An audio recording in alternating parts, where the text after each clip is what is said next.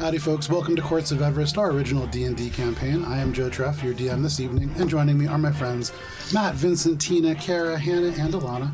We're going to play D&D tonight, but before we do, a couple quick reminders. First of all, we have a whole bunch of social media things at Albron RPG. You can see pictures and the different things that are on our table. You okay over there? Yeah, it does that thing with the fucking, I'm on our stream and then I'm on this stream. Yeah, Figure it out, Twitch. Yeah, you can see things that are on our table, like those miniatures, probably not like the Ferrero Rochers, but you can see maps and handouts and things like that on Instagram at AlbronRPG.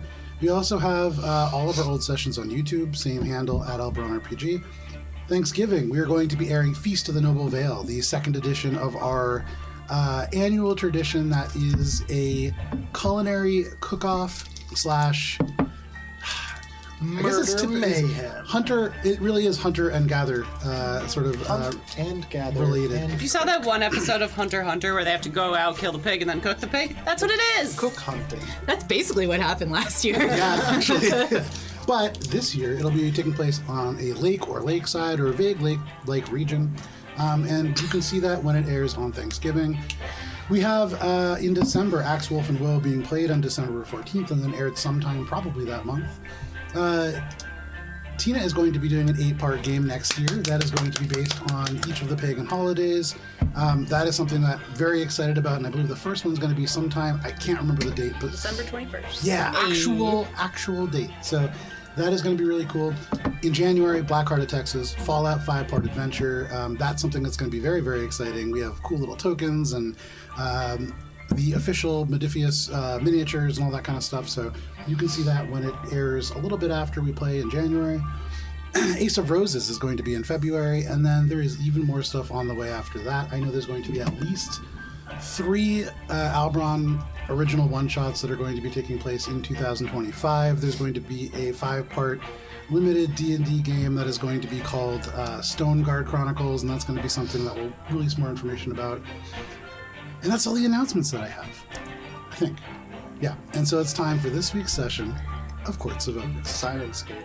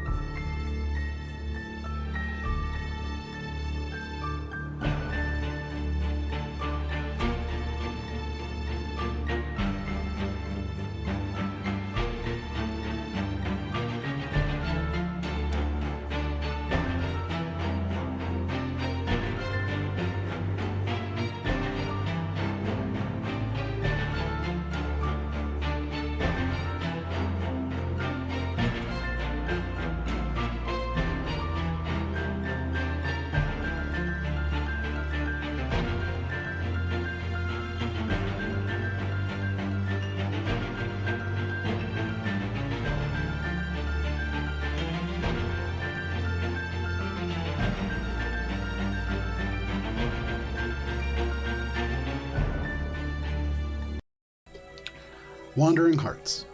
Last we played, Ori began surrounded by the gatehouse garrison with the lower tier guards taking Ori's weapons, including the Ruby Crescendo, and escorting him back to the side of the guild house to beat him up after Ori failed to convince them of his importance, though they did recognize the status of his staff. As they surrounded you, Ori, in the alleyway, relieving you first of your weapons, Cheshire crept into position, invisibly lurking at the edge of the building, as one of the guards passed to take their items, including the Ruby Crescendo, back.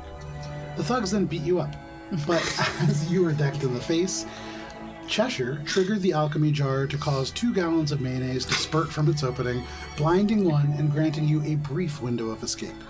Or you darted into hiding alongside a Lunarish storehouse while the garrison searched the area frantically, and unfortunately, Ori, you were spotted, prompting all of the rest of your party to pour out of the ring as combat began. Sorry. As the Ambersworn had not yet arrived, you were given a brief opportunity to leave without blood being shed by the immaculately dressed elf who emerged from the doorway with a flick of a hand, creating a pair of arcane swords that hovered behind them threateningly, like stingers on a scorpion. But you turned and made your way back into the city, with all but Ori melting back into the Spitting Stone Inn, while Ori hid in the first shop he could find, Shai Bulin's stash of whimsy and woe. Sulking, you didn't see much of note, but the tiny shopkeep took an interest in you. and she offered to trade some lavender essential oil for your Salicor staff, but you refused, somewhat sharply, and earned the scorn of the elderly water genasi. The rest of you processed the failings in your plan back at the Spitting Stone, with none sure of how to progress without Ori. Billy, you sent several messages magically to your rogue, but as the hour grew later, you chose to track Ori down to his camp. There you asked the sullen elf if he was ready to return. Ori, you responded that so badly had you failed the Guildhall infiltration, you felt as if you would be unable to face your sister, Elissarai, who you had made little in the ways of progress since seeing about 50 years ago.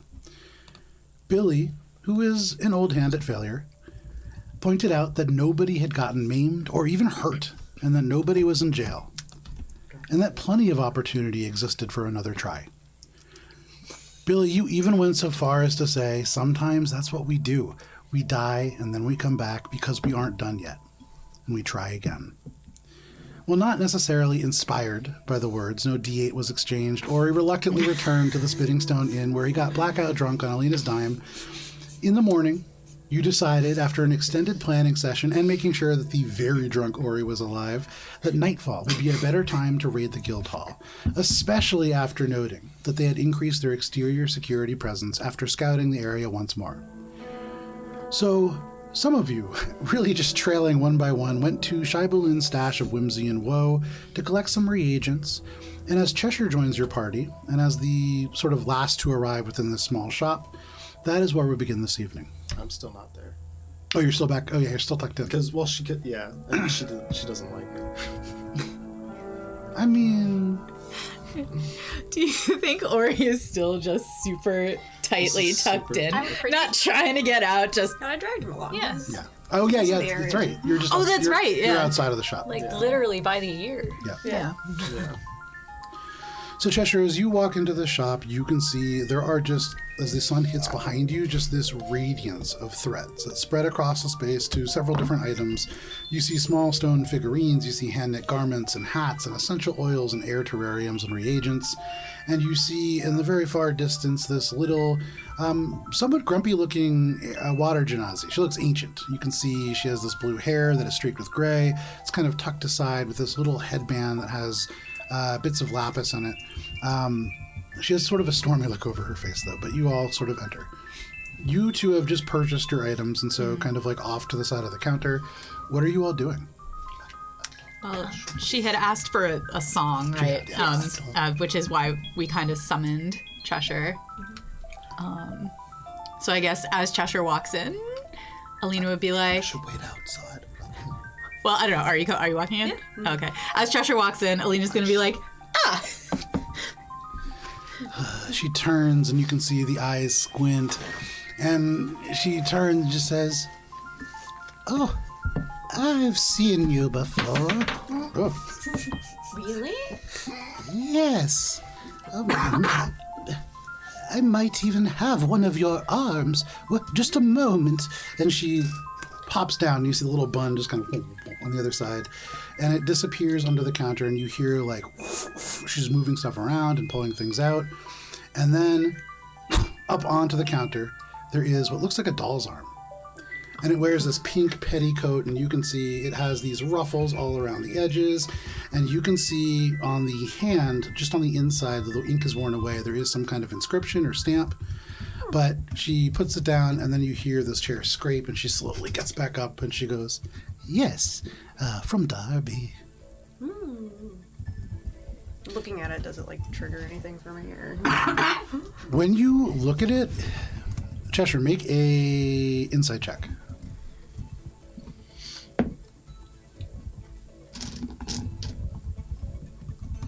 Dirty 20. Okay. With a dirty 20, you look at this kind of object, and there's something very strange to it. Whereas it's almost like the rest of the threads that you are seeing all around you sharpen and focus, and the colors become more vibrant, and they seem to almost pull your eyes away from this thing. But she says, "You should focus, dear. It's important to see things, especially if they try not to be seen." I'm seeing this. So, which one of you has the song? That would be me, dear. Oh, delightful. All the bards have gone to Petrichor. Why are you not there? Well, because we had business here, and Here we are. I suppose that makes sense. Well, please, play your song. Absolutely. And then Cheshire is going on a massive rendition of all of the epics she has put together so far in order, basically retelling, but in a very grandiose way, our adventure to this point. Make a performance check. Is anybody doing anything to help? I'll whip out my hand drum and do a little backup. I'm trying to make myself scarce. So, Ori, you have just kind of been kicked out of this place. There was no sort of like intention for you to go in there, and you know that people are going in there to take care of business relating to this very serious task coming up at night, and then you hear hand drums, and then you hear Cheshire begin to sing, and you definitely hear, is it starting with Ori the Oblivious, or is it Starting with Minka, actually. okay, so Oblivious Minka, and then like right as that ends you hear your name kind of come up, and you've heard this song before, and there is just now music being made within this song. Additionally, she will be adding in Alina's verse, which is Alina the Abrasive. Alina the Abrasive. So As soon as she hears on the it, drums. she's still doing the drums, but now she's like, Abrasive. I feel like it's been minor illusioning smoke effects, and they kind of like just get a little bit slower and off timed. No problem. we got a wheel for the song. You absolutely did. And so with a what was your performance check? 31. 30. No wheel needed. With the 31, and in addition to the wheel, you can see rapt attention. She is not like celebrating this music. She's not like dancing along in time, but the eyes get big. You can see almost like the wrinkles smooth slightly as they do, and like she just gazes at you. And after a little while, you almost feel like she stops blinking, just rapt attention. She's dead. She's breathing. And every now and then you can hear she just goes, "Oh, I like those rhymes." And just like little bits of words, but she's really focused. At the end of this song, she nods and she says, "It's a little bit ostentatious for my taste, but still a lovely tale. Thank you. you are very welcome. What can I do for you?" I seem to notice that there are quite a few interesting items here. What would you be willing to part with, or them for? Well, all of it. I mean, Cheshire would point to the specific Sure. things that had been highlighted. So you point over to the area where there is like a glass case that is sort of embedded into the wall in the corner. And there are figurines. You can see they depict various monsters, animals, gods, carved from crystal, hematite, jasper, tiger's eye, other beautiful kind of stones. And you can see there is a single one that you point to primarily. This is where there is a dark thread that attaches to what looks like a large black dog. And this dog, you can see she points to it and she says, "Oh, that's a delightful little doggy in stone form, but you can a few times a day make it a little bit more realistic.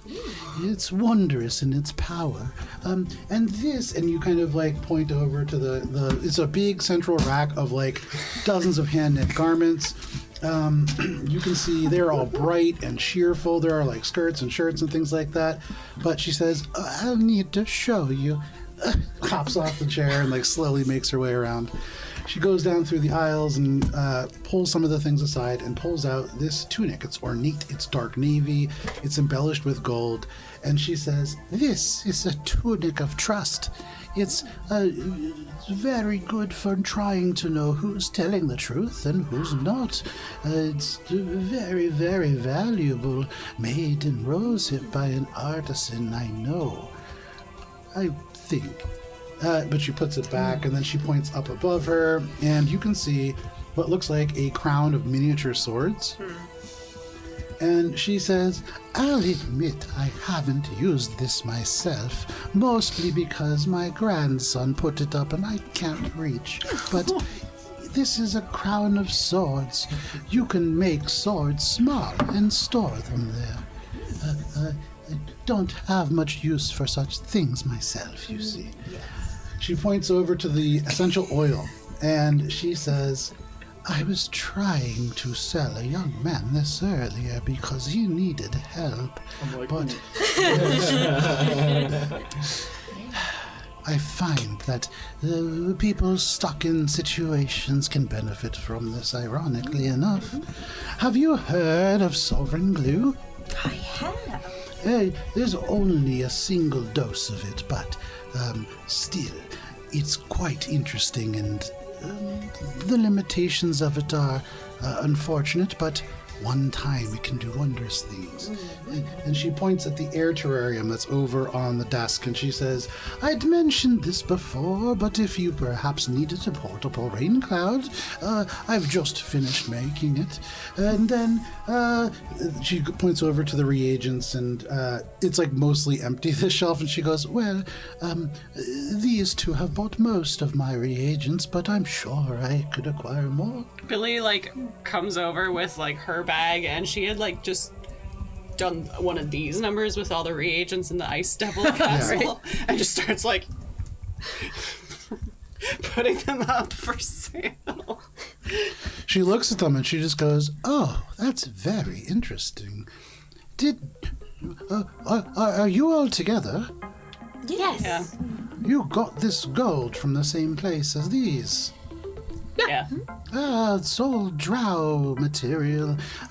Gold is gold, though, right? The gold is fine because I'll use that for goods and services. But Money can be used for those things. yes, it's the whole point, really. But the reagents are not really for me, thank you.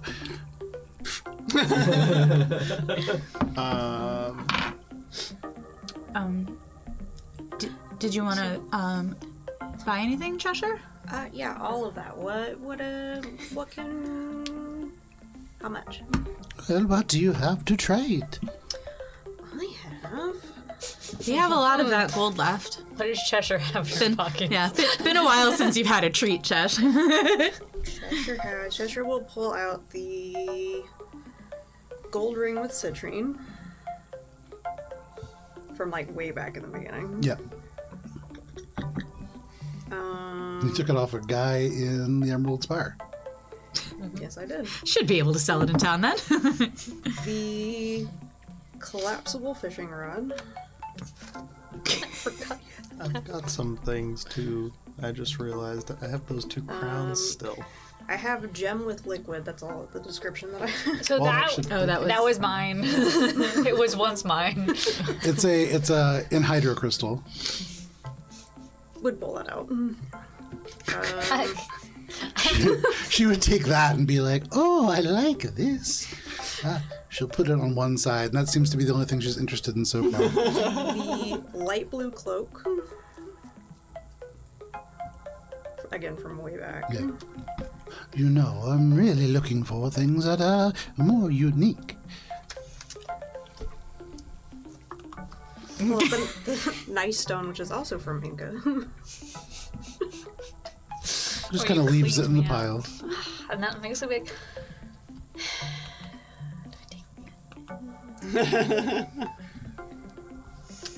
The remaining 7 wooden ships.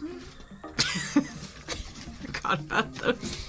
She looks at them. Keeping all of it. Billy's like stopped, like kind of rearranging bottles in her bag, and is just like staring and like. How does she keep it all in there?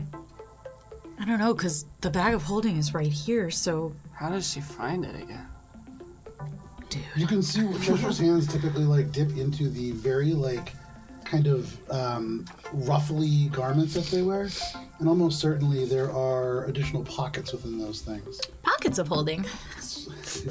But Pocket dimensions, if you will. Yeah. so you pull out these little wooden ships, and these are the ones that you pulled from Diatre's mansion. Correct? Correct. Oh, these are fascinating. I've seen some of these ships, you know? Really? Yes. This one, the Persotcom, that's the Age of Salt in Gnomish. I've seen that in the harbor. It's a nourished vessel, I think. she looks through them and she goes, "You don't have my favorite one, unfortunately." Unfortunately. What was your favorite one? My favorite? I'm partial to the broke-nosed lady myself, but the wooden wanderer is pretty good as well. The jar of dirt.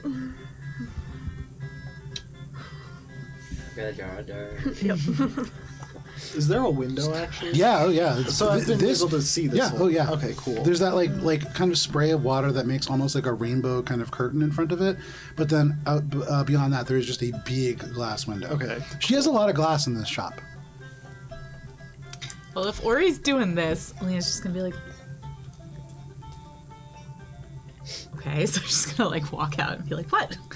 Are you putting all the stuff just like in a pile for her to look So at? like, yeah, I'm just kind of like pulling things out.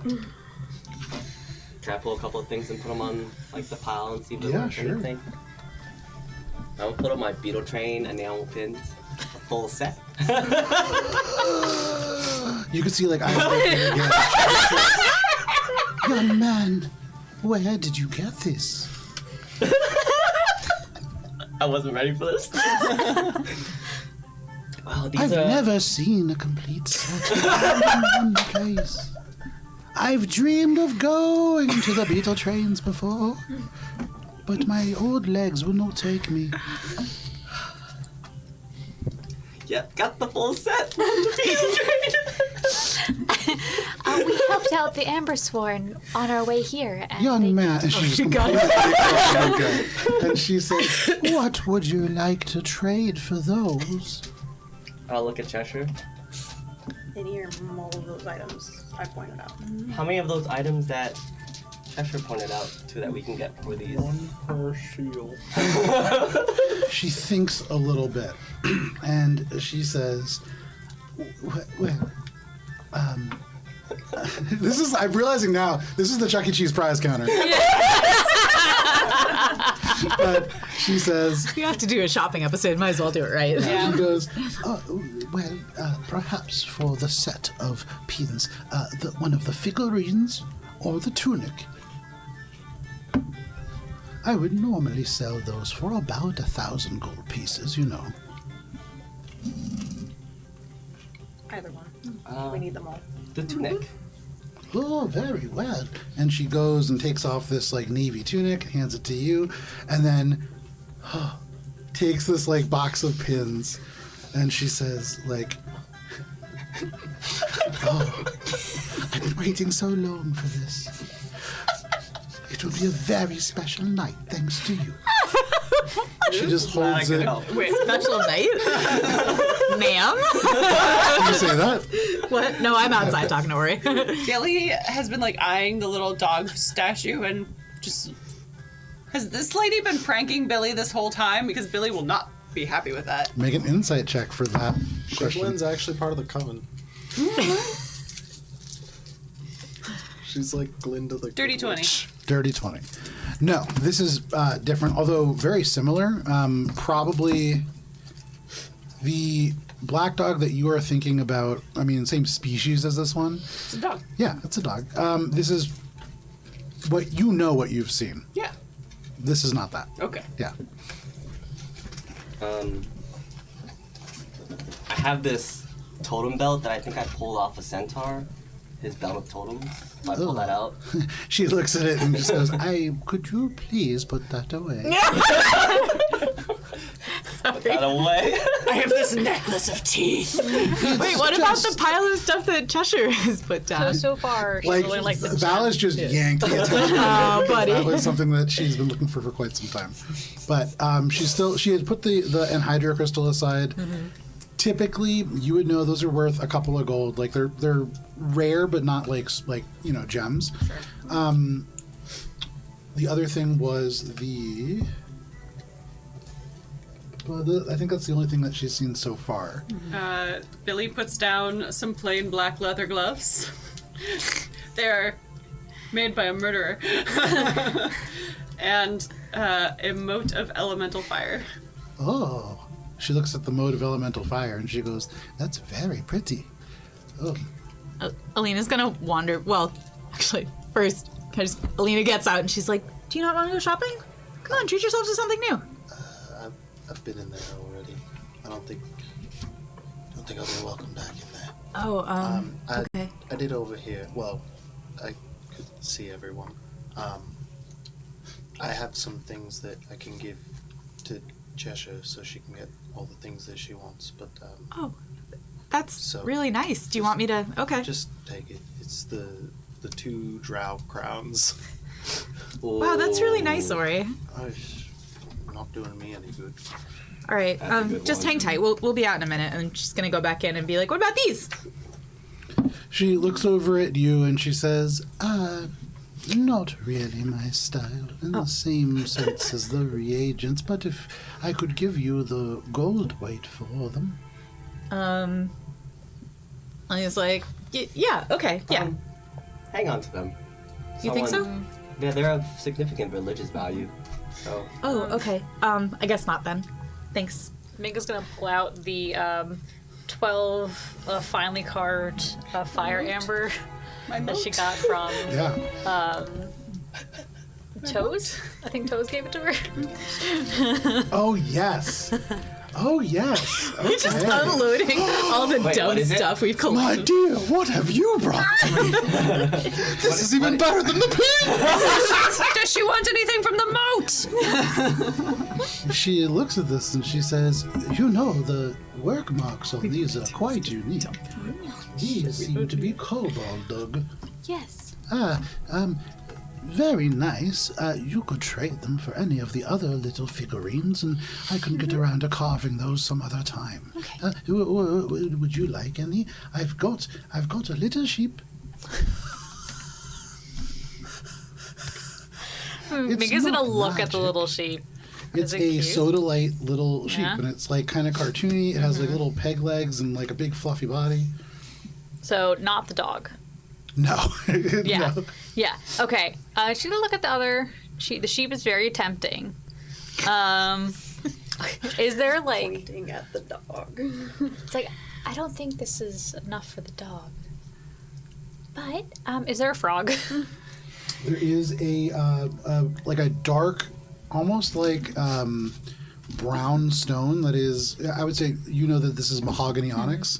It is a big like bullfrog, and it's not magical, but Yeah. it is there. Yeah. I mean, His like, name is Jeremiah. if this is not, if these are not gonna get a magical dog, Yeah. you could get a cute frog. It's true. Yeah, I'll trade it for the frog. So you trade that for the frog. She goes over, she gives it to you, and she kind of puts the gemstones down in the same place as the dog. She looks at it and she goes, "I'll be back for you later." Anybody else? Well, Alina's gonna. It's a nice moat, but what are you looking for it? Billy just kind of like both looks at Cheshire, but then looks at the crown made of swords, and then looks at Cheshire and was just like, We have money. Do you accept just money? You accept just money, right? Well, it's a little boring, but yes. Okay. "What do you want for it?" Giving her a mote of fire. What do you want for it? Any one of those things, and your gesture points. Which one are you pointing at? Crown.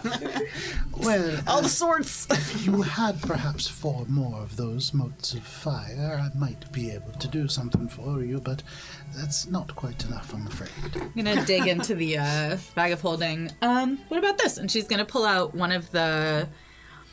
Okay, we found some special arrows at one point, like You in the did? hag forest. So I have 3 of them, but I'm just gonna take out one and be like, "What about this?" Oh, they're peculiar. Do any of you know what they are? No, actually. Oh, yes, I do. yeah, I think we made the check on them. Something about it's from the King Forest in Derby. Ori knows, I think, right? Oh, okay, different arrows than the ones I was thinking of then. No worries. You take out those arrows and she says, "Those are very nice. They're from Derby as well. The hardwood of that particular tree is from a forest that almost everybody there fights over, so it's quite valuable in that way, but several arrows together aren't for me. Do you have those arrows, Ori? Which arrows? Which arrows are you They're talking the about? ones from when we were in the Candlestick Forest. You have 3 magical arrows. And Somebody. we were fighting some of the hags enthralled people. The centaur. Yeah. The centaur. I have. That's those. Those are the. yeah, that's what I'm those saying. arrows. Yeah. They had these like arrows that were carved from a very particular wood. Yeah. One of them, maybe you guys didn't get it, but No, maybe no. one of them had 3 magical arrows I was as well. because I we was have like hiding next it's to that resin or barrel. glass is Yes, filled. Yeah, that is, That's what I wrote down. so that's from something that is called the King's Wood in Derby, and Okay. that I wrote yeah. King Forest. I'll pull out the iron key that I got from the devil that was in the same room where Lorimar was. Mm-hmm. Is this worth anything? I have no idea what it goes to. Probably a look, but I don't know either. Mingus gonna trot out with a little frog and be like, Ori, look, little frog. And just like put it in his hands. So cute. Thanks, Mika. Oh, Alina's gonna lean over to Billy and be like, "What about the toenail, the fire giant's toenail? I know it's yours, but we have it if you want to trade for that dope ass crown." I don't think she'll want it. It's not exactly good looking. I don't know, maybe You for remember the. like the trophy belt, kind of similar genre. Okay, it was just an idea. Arclight cube from the prison. Oh, I haven't seen an arc light in some time. episode. Hands of Drow made my from the What have we put in our pockets so we don't know what to Ebony do Spire. with? What's it called? Ebony Spire? Ebony's Ebony Spire. From the black one. Oh, Say it like that. The amethyst spire, my guy. The Amethyst Spire is where the Drow are from. Oh. This is actually not from the Amethyst Spire, what you're holding up. And she would kind of shake her head and she would say, well, from the make, I could tell it was Drow. Most arc light reagents are spiky, and that one, very smooth. But without the arc light that corresponds, I'm afraid it's just a pretty stone. Drow love ergonomics. We're learning what a about lot this today. puzzle docs from the UX witches in the Feywild? That's quite pretty. Oh, she takes that and kind of fidgets around with it, and she very quickly goes, oh, it's quite simple. Is the code just open, dear? Did you forget to reset it? Well, there is some novelty here, I suppose. She puts it with the anhydro crystal and the modifier. Billy's taking it back Oh, okay. when she was told that it wasn't worth much. Oh, the moat. Oh, it was worth something. It was just. Not need to add- much. You need to add more. It was worth a fifth of much. Which things are still left that are interested in buying the black dog and the crown of swords? Question mark. The black dog, crown of swords, and then there's also the the Here, I just made a ampule of list. some. Yeah. It's so you guys got the tunic. There's glue. You The got sovereign glue. Oh, right. Oh, the essential yes, oil the and opposite the air of glue. terrarium, technically. Solvent. Glue. Yeah. Okay. Something. So. My brain has some Essential Because oil. it's sovereign glue and then. Yeah. Sovereign. I have to Sovereign. remember to record what you guys are buying. So far, not much. Yeah. Well, so like those 3 things, Alina's gonna be like, what can you give us for that? The dog looks pretty cool. The that dog is a crown? loyal companion. For the modifier, the The puzzle box. puzzle box and the anhydro crystal, Yeah. I would estimate that you have about 750 gold pieces worth of wares right there. If you had perhaps one more small thing, and you desire either the dog or the crown, Well, what about making up the difference with gold? yes, that would be acceptable. So how much gold would you need? Let's say Another 7. for the crown. 250 more pieces. Okay. And then what if I wanted the dog too? How much gold would that be worth? Only another 1,500 gold pieces. She's looking at the group. She's pulling out the bag of drow gold. Deal. Nobody's good. stopping me. So she's gonna fish Thumbs out. up. I also have the small metal jewelry box. You're not in there. I know. She also doesn't seem too interested in like just things that are So you said What you mean? She went. She's her interests are eclectic, I would say. sorry, so 250 and then another 1,000 plus those items, and then we get both those things. It's Or was it- 1,500 for the figurine of wondrous power. Okay. It is an additional 250 gold plus the 3 items that you mentioned for the 1,500. Crown of Swords. 250. Okay. All right. Minus. Cool. So Alina's got the dog and the crown. She's looking at Cheshire and Billy and being like, Which one? Dog, you. But Swords. oh, wow, thank you, Cheshire. And as Alina hands it over, she's like, do you still want it?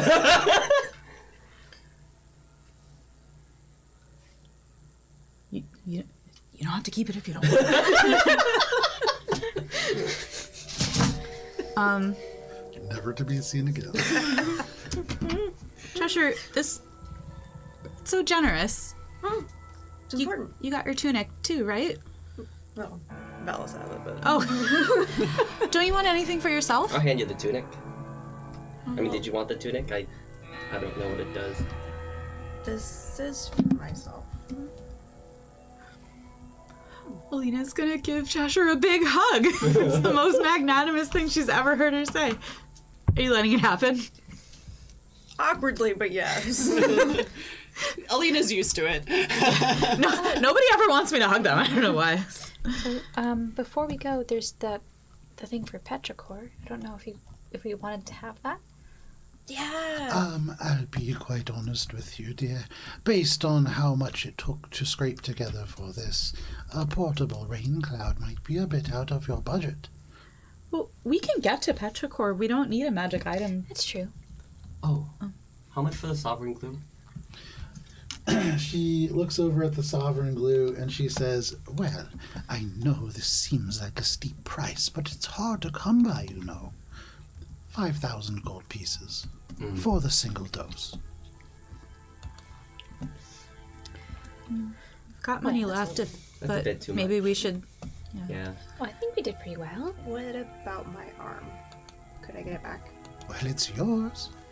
Thank you. So, Shai, is there anything that you would like us to keep an eye out for while we're out and about? Oh, all sorts of things. I'm looking for a blue praying mantis, and I'm looking for some raw emerald to carve into figurines, and I'm looking for a piece of wood that looks a little bit like a cutting board, but not too much. It needs to be natural on the edges, you know. And I would love a map of Derby. I've been collecting items from there, as you might see, and I could always use with some new snacks. You know, I'm not quite good at cooking. My son always used to take care of that before he went off to adventure. Oh. I could also use a few new books. I've been looking for the. Oh God, give me a second here. Did you just rattle off a bunch of things that we If we really wanted, like, we have the plate, and that might be worth something, but also we may want to keep that. So that would Plate. Oh. the plate that plate the feet. Endless food is nice. endless food And is she nice, just yeah. said that she wanted a snack. She basically is looking for a bunch of stuff that we will not want to give away.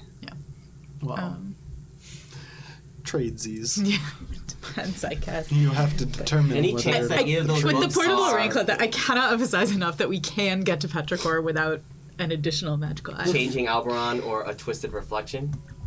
I don't know what those are. I'm partial to fiction. Can I? Sorry, I know that there are 2 more sets of components for the teleportation circle. I only had bought one, but I'd like to buy the other 2 Sure, as well. yeah, no problem. It's a little expensive, but you can absolutely do that. Well, yeah, like back when I thought we were, not spending thousands of gold, I didn't want to spend an extra couple hundred, but One, it's like drops in the bucket. exactly now, at yeah, this yeah. point, like yeah. Absolutely. Aside from that, perhaps a flying carpet. Oh. Okay. If we're doing the look-in thing again, Alina's gonna be like, just come in, come on. She looks over and just goes, "Are you with that young man?" No. Well, he's outside, She and we're squints. inside, so obviously. And she says, Physically. "Well, good. He's going to get himself into quite a lot of trouble, you know. What makes you say that? Well, he's walking around with a staff that signifies that he is so very important, and there are all sorts of people that will take advantage of that. I tried to take it away from him and give him something in return to keep him safe, to help him even though he had nothing. But would he let me? No. So, stay away from that boy. You're a nice young man." Thank you. Alina's gonna kind of pack herself up and just be like, "Okay, I'll be outside when you guys are all done. Thank you." And she's gonna do like an awkward little bow because she's an old fey granny, and that seems appropriate. She does a little curtsy back. Hell yeah. Hope you enjoy the setup pins. She nods and she says, "I'll finally get to see each of the stations. I'm very excited. Thank you." Oh, Shy, before I go, What's Ginny? I recently Have the was at stations the, on. She's gonna look at the them. Enclave, and unfortunately, there was quite a bit of a scuff up. Fucking mind. Many people passed, including Lorimar, so he won't be coming around anytime soon. I'm very sorry to hear that. What would you like me to do? Nothing. I just, since it's been a while since anyone's come by, so I figured I would at least give you an update since I'm here. Oh, that makes sense. People have been talking about a hill people, and I think they meant you. Yes. Ah, Yes, they did. delightful. I'm sorry that happened. Yes. Well, anyway, thank you so much for trading with us today. She nods and she says, "Thank you for trading with me." And if we find any of these things, we'll be back. Thank you. You make your way out of the shop. Give Ori back the crowns. It's a really nice gesture. You can just keep them. It's a Cheshire, take them, I don't care. Okay, so she's gonna holding them out, and she just kind of turns around and hands them to Cheshire. No problem. Should we get you some weapons to replace the ones that were taken? It's probably not gonna matter. Still, At the very least, some knives would be good, right? What? Billy's handing over a dagger. And then I like hand- a rapier. I really don't want to. We want you to. I want you armed, honestly. You look naked. Would you prefer something more blunt? I think this'll be fine. Or heavy. Hold this long sword. Okay, he's making that face that says that we should leave it alone. So, what It just time? becomes more and more like Ian. What time is it? I was just gonna ask that too. You should get At the married. moment, it is about 5:45 in the afternoon. It is Sunday, the 7th of High Sun. Should we report to Hearsome? How? And report what? It's been a while since we spoke to him. He's That's a watching. good thing. If he wants us, he'll go. Shall we? Where are you pointing towards?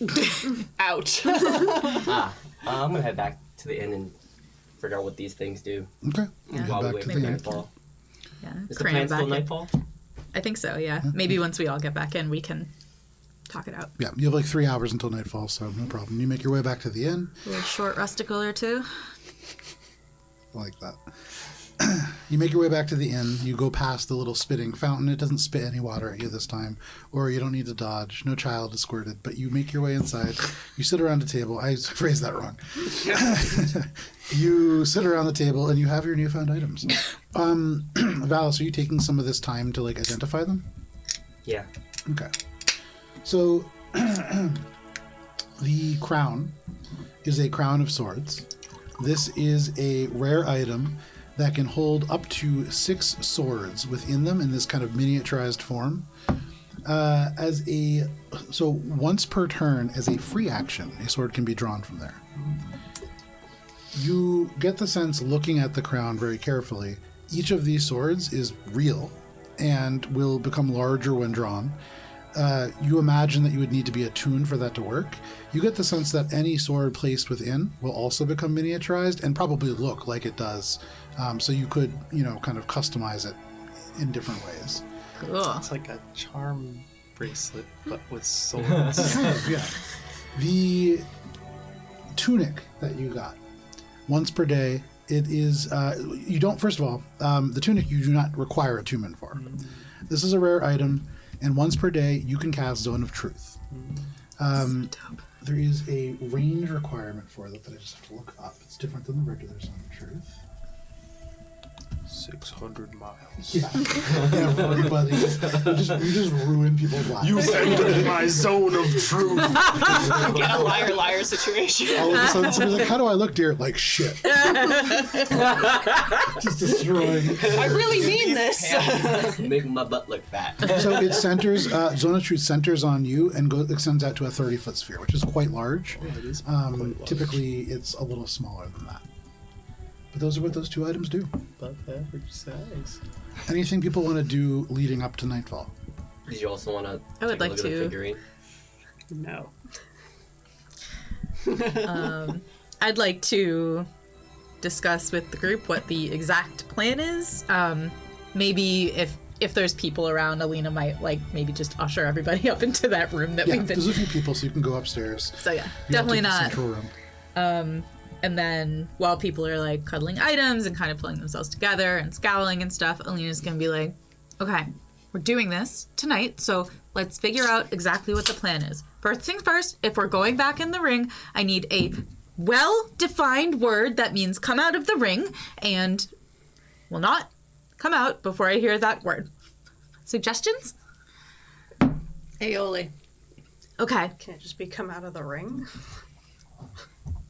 yeah. Is that... Why does nobody want code words? Aioli sounds good.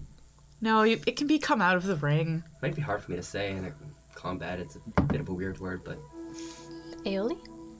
aioli. Cheshire has to say it, so it's not really our call.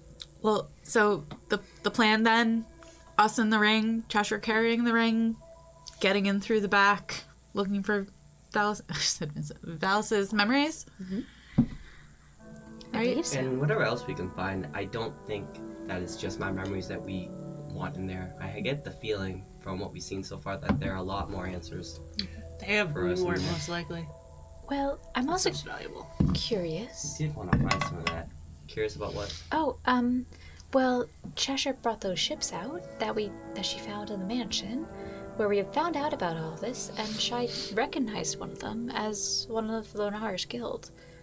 If the Lonarish are tied up in all this, why would he have replicas of all those ships? Because he's part of the fracturing. Right. So, if we could find any information about its cargo or where it's gone. See if it's in the docks. Because, we've heard so much about how they love paperwork here. Surely there's paperwork somewhere.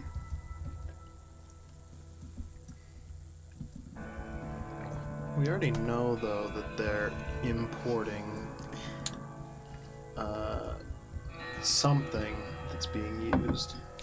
I forgot what it was. We already know this shipping guild. No, it was the It was something. like raw amber, right? Something like that.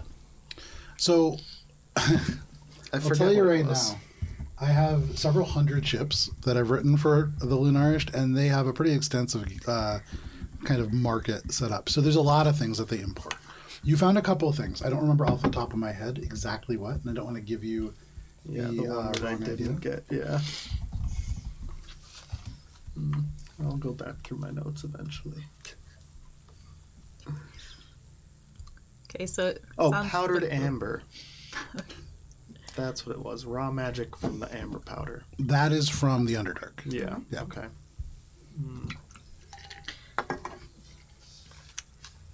Now that the plan's made, Alina's just gonna start filing her nails and looking out the Anything window. anybody else wants to do before nightfall?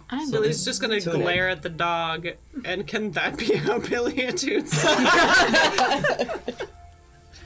You make eye contact with this dog for an hour straight. Just making sure it doesn't move. Stare into it. It doesn't move, But at the end, it does attune to you, as you now have a figurine of wondrous power, a onyx dog. Excuse me. And actually, off the top of my head, I don't think it requires attunement, but let me just check. Cool. Billy's gonna stare at it anyway and make sure it doesn't move. And then, did you want to do something, Valis? Yeah, I want to just talk with the group.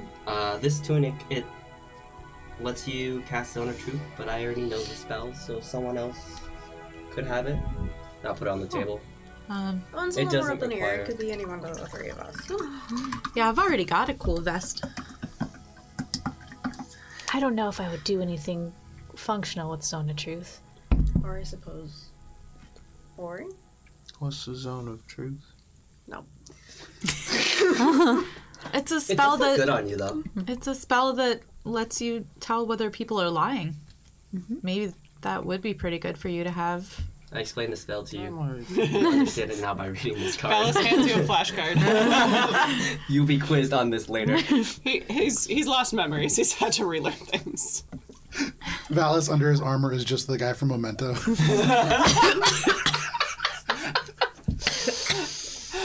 I'm already pretty good at seeing when people are lying. Okay. But So no one wants the I do tunic. like the color. And put it on. Mingo or me? I mean, I do like the color. Do you want it, Ori?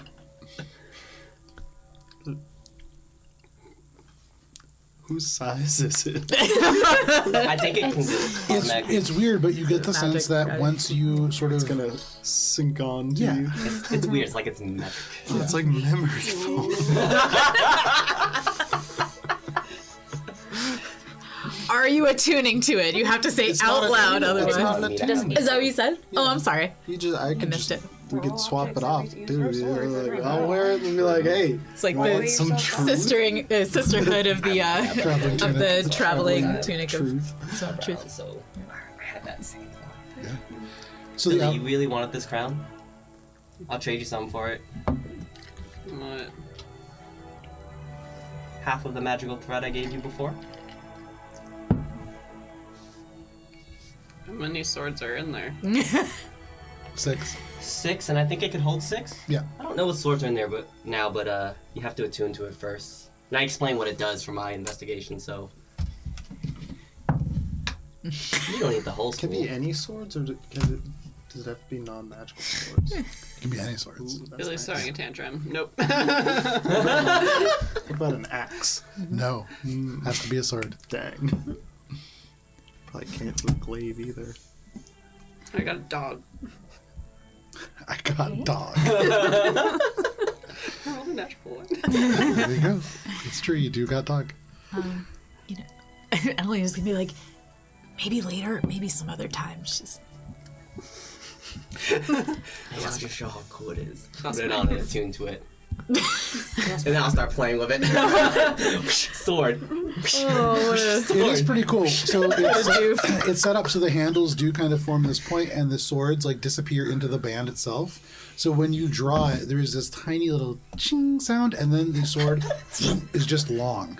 And like you're holding it, you get the sense you have to pull it pretty quick because otherwise you could like give yourself kind of a nasty. This is definitely something that was designed like by somebody for them, and then like they had to part with it for some reason because like this would not be like it's not well designed. It's very pretty and it's cool, but it's not well designed in that way. You do get the sense but in reference to what Matt had mentioned. You don't need just mundane swords. This will hold magical swords as well. So I'll hold my long sword +1. That goes in there. You can, yeah. And what are the 6 swords that are currently in there now? So you draw them one by one. Mundane short sword. So you don't need to go to the mundane guild sword, hall. Mundane short sword. All of them of a somewhat unfamiliar kind of make that you haven't really seen before. Hell The yeah. handguard goes up and kind of forms these like little spikes, and I would say you're not really familiar with where they're from, but they're all relatively mundane. Is anyone 6 of them. familiar with where they're from? If anybody wants to make a history check, they can. Yeah, 6 I'll of them. make a history check. I'll pay the rent. I don't know nothing. These are swords. You say, They are. sorry, They're swords. what kind of check? Religion? Yeah, history. History. 19. They're religious swords. What was your roll? 16. 16. With a 16, you are vaguely aware of the fact that the kind of like coloration to the metal hints at a very uneven but high temperature.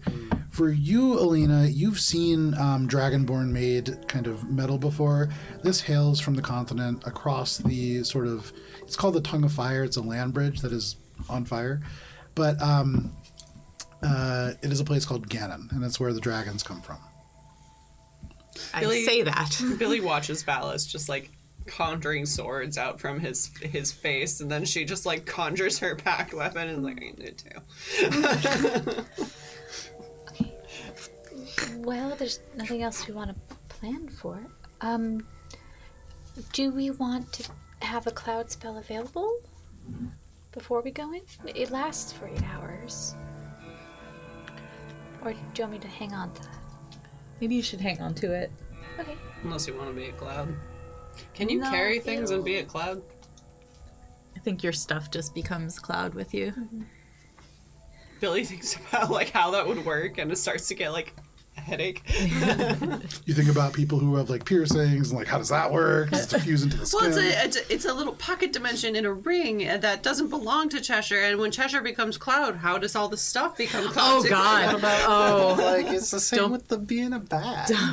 don't become a cloud. Well, you have my ring, please. Tiny ring. Dude on an empty stomach.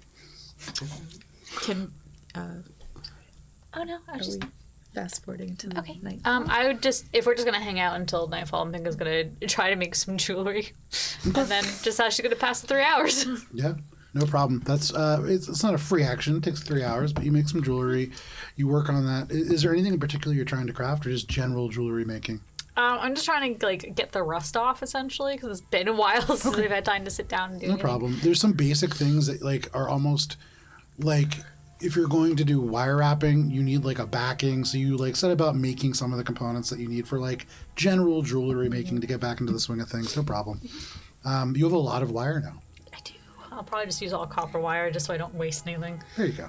Does it seem like I can only pull out one sword per turn? Yes, so it's a free action. And so it is not a bonus action or an action to draw a sword, but yes, only one a turn. Okay. The hours pass. You can see out through the windows the sun slowly sets. A few torches and lanterns are lit to keep people's way lit along the streets. And at around like 8:30, if you want, you can begin to make your way out and into the city and see what you can see. Give me just one moment. I don't know why I keep putting this on this because I know it's sticky and then every time I pick it up it makes a sound. It's rough out here. It really is. It do be. So you make your way back into the town. You trace the familiar steps now, as you've gone back and forth a couple times, to the area that is sort of not right outside the guild hall, but off and to the right. You had seen there's like some residences, and there's like a little food stall that's now shut down. There is a vastly increased presence for the Lunarish Guild Hall out in the steps, out in front of the actual place proper. You can see there's a number of people up along the walls in front. But you make your way off and behind. And how are you trying to approach this building? Well, I need to see through a window. we know there's windows behind, right? Facing the ocean. Facing the ocean, yeah. There's like, it's patio basically, glass wall, cliff face, dock. You can fly, right? So maybe it's time for us to go into the ring. You can fly around the back, take a look, and then... The only thing is, there might be a chance that the windows are enchanted in a way to, like, alarm, or Oh, certainly. if they either break or get passed through. So I can't know that until I'm actually Alarm looking at like it. at the windows, or alarm somebody in the brain? Either or. No. Can't help with the brain, but I can help with the area.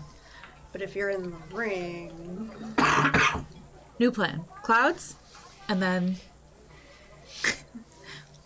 And then not clouds, and then maybe clouds again. Yeah, I'm fine with that. Because, like, so, I mean, are you thinking of, you might cast something like a spell that does silence? There is a spell indeed called silence that I plan to cast. It does silence. So, Mind okay. that you can't cast spells as when you're a cloud. But you can inside a ring. And, Well, I'd have to be out of the ring, but I just shove myself out of the ring Right, and right, I'll fall. We can't, that's, hold on. If we're all clouds, we fly around the back. Once we're back there, if we can't get through without casting silence, then Billy and I can materialize, because I can fly, and I can hold her, she can cast a spell, and then we can go back to being clouds. That was a lot of words. You cast a spell on me when I was diving for a sword. Can you cast that one on me? Well, it only will prevent you from hitting the ground at a fast rate. That's all I really need. You just have to stop being a cloud higher up. And then as I fall, then I can just... I'd also need to do it in the moment, so I also wouldn't be able to be a cloud. I can I could fly, I guess. Okay. I mean, All of a sudden, this it cloud could work. planning doesn't sound like it's gonna work. Well, okay, question. We have a bunch of rope, right? We have the ability to get to the roof. Maybe we see if anyone's on the roof. The plan sounded so good to start, and now it's got to. We're gonna lower Billy down by a rope from the sky at night. Mission Impossible style. Is there there's no like where there's no place to like stand in front of the windows, right? It's just cliff sheer. There's a There is patio around. there's a little patio that's about like 10 feet wide on that side. It's you had seen it on the map actually, just the 10-foot out Yeah. away. There's one patrolling earlier when Ori had seen it. They weren't on the ocean side, but they were all out front guarding the stairs. Yeah. The other side didn't have any guards on it, and there was a 10-foot kind of space in front of the entirety of the window. Yeah. It's like a walkway. Oh, why Yeah, don't we so just stand there? Yeah, we cloud over, we stand there.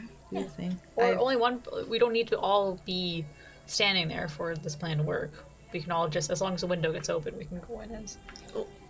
I don't even need to open the window. I just would be able to see through it. Oh, I think it was more the backup plan for if the windows are warded, right? okay. So, are we going in the ring? Okay, so we're definitely going in the ring. I'll cast the cloud spell now, so it's an option, because it lasts for 8 hours. Do you have to concentrate on it? No. That way it's Oh, just an yeah. option for everyone in case anyone gets, I don't know, thrown out a window later. I don't know. Perhaps. Chooses to make a daring escape out of a window. So, I like the can you optimism take there. people in and out of your ring Chooses. at will? No, it's all of us in once, all of us out once, and that's it. We can only do it once a day, so... Okay, so the first plan is that Chester gets us in without any issues. If there are issues, you have to take us all out, and we're all now flying as clouds. Or at least we're all out. There's And a surface breaking for us to through? be on. Ah, okay. And then we go from there. Okay, if anyone has concerns, speak now or hold your peace, because otherwise, let's boogie. Okay. Okay. Stab somebody. Minka is Rez here? Yeah. Yeah, he's hanging out. All right. Rez, would you Minka. also like to be a cloud? I mean, yeah. Why not? I need to be able to see you to do that. Easy. So I will cast Windwalk on the grouping of us because I can do it with 10 people. We are less than 10. Very nice. What? All of you can feel this slight, insubstantial kind of sensation sink, almost like a numbness into your skin. And again, you have that familiar sensation that you could become Cloud if you wanted to.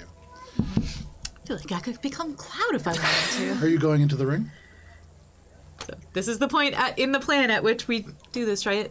Ori, do you want to come into the ring, or do you want to... I'll stay with Cheshire, I guess. You have options. I've got the. I haven't tried it, but He's got his fancy new cloak. yeah. You have the cloak. Have you attuned to it? You can be a cloud. He did. He did. I mean, he was forced We to made him, attune to yeah. it. Okay, well, I would rather be a bat than I'm really sorry that you had to make Same. that choice between those two things that you don't like. Okay. Ready? Okay. Contents in the hammock. Ring. All of you go straight into the ring, and it ting, ting, ting, ting onto the ground. No, I would have handed it to her. Stop Chester, you that. put that on. And throw it in the water.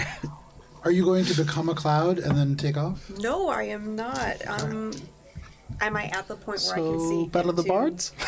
No. So the wall itself goes up and around and kind of punctures in the same cliff face. So you would need to do something to either climb over or around that wall. And then there is approximately 15 feet between the wall and like where the walkway starts. Can't you just fly? I can fly.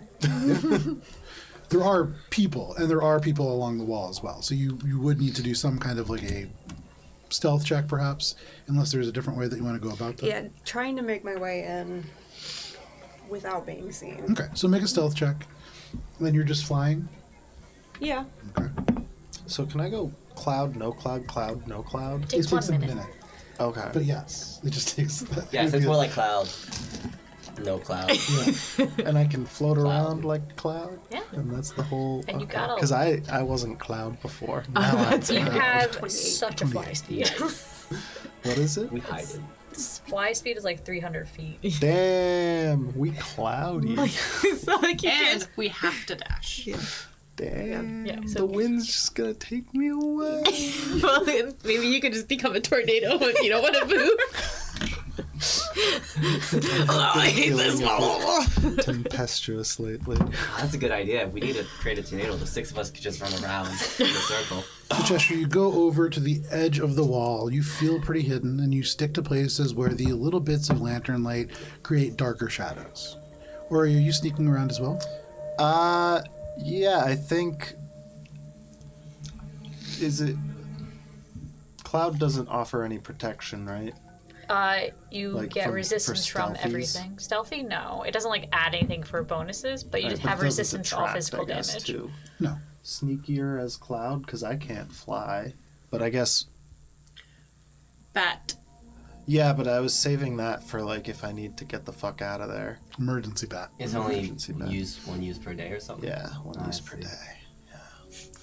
Yeah. So emergency bat, cloud for now. Sneaking as a cloud.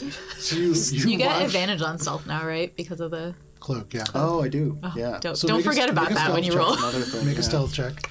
You was follow worried that he Cheshire, had and then So now as we're gonna Cheshire's gonna ask walking, me. So focused on the bat. Cheshire just keeps walking and like walks on air across the space. You kind of have to stop for a second and then concentrate. A minute goes by. 3, 2, 1. I'm a Clap, clap. And That one's cocked, right? I like to imagine that it is just very sudden. There's like no transition. only for Ori though. Everybody else is a slow transition, but for Ori it's just Grand total of 23. nice. Ori and Cheshire, the two of you, one almost effortless levitating. It takes you a minute of concentration, and then you just kind of float across. And it's a weird sensation for you. Ori, you haven't done something like this before, and so as you begin to kind of like float, you are like, oh no, and you stop. And you realize it's really like something you control with your mind, and if you tell yourself to stop, you truly will. So it takes a little bit of practice, and it's a little bit more start go, but you do make it across. Both you and Cheshire to the other side. Despite your best efforts. You see within this space, there is a like huge sprawling sort of sunroom. There are towering obelisks of sunstone. You see one in particular that is massive and kind of dominates the center of the space. You can see a variety of different bits of furniture. Would a visual perspective be helpful? I like the Ferrero Rocher is not a sponsor. Snacks. Everybody. I keep eating these. Here, but have I a need to moat. not because I know that they're delicious cupcakes upstairs. Excuse me, Portal. sir. Delicious cupcakes upstairs. Yes, there They are are delicious cupcakes upstairs. I'm waiting for the break. Old man yells at Clem. He had to pull Isn't this the a big- curtain a big all the one? way open. A big one. How big do we need to make the space? How much space? Big. Big. Big. Oh Big. my Oh, Large. big. Look at Large that. space. That is a large space. Yeah, it was like the 4th of July. At the side. Now the where this here, Rocher. Christmas trees. That's pretty good. Oh my god. Wow, that looks amazing. From Drift Miss. Oh, sorry. Just whacked it. I don't know why I keep apologizing. Oh. Don't love that. So at the moment, Where are minis? what you see in front of you is a little bit of what we're seeing, but you can see it in greater detail at Alboran RPG on Instagram, if people take pictures. But what you see in front of you is a tall is exactly this in front of. So that's where the doorway is. Those two trees. Excuse me. And the two trees themselves, the one on the right when you're facing the doorway, it is made of bits of quartz that are all kind of grown off a central pillar. These are all this seems to have maybe been kind of guided along this process, but these are crystalline trees. One quartz, one kind of like a very bloody looking rose quartz. You can see there is a whole sprawling little array of furniture off to the left side. And then there is a towering staircase that goes up to the long walkway that runs along the kind of length of the house. Everything back here behind those pillars is under the walkway, cast in shadows. But I would say, and Ori and Cheshire, you two coming in are in the corner closest to Billy. You are right outside where the boundaries of this map are. You are looking in the glass at all of this. Everything in front of you is all just kind of cast in really dark shadows. You can see from where you are, there are these significantly heavier armored guards, the same kinds that were out in the front steps, are now kind of gathered behind that sunstone obelisk. You see there is one that is kind of lurking over behind one of the pillars, and they're all focused primarily out the door. They're not ready for combat right now, but they're certainly on guard, and they take it pretty seriously. They're not socializing. There's not a lot of conversation. You, Ori, from where you are, make a perception check. Which side of the building? And actually, Cheshire, go ahead and make another perception check as well. Which side of the building is the glass? Is it this one or that one? That side over there. And that's just facing the ocean. Got it. 25. With the 25, and then Cheshire, 17. 17. With the 17, Cheshire, you don't have dark vision? I do. You do. So with dark vision, you can see that there are a number of paintings. You see the first painting closest to you, in fact, and each of these little metal columns marks where the paintings are hung on the wall.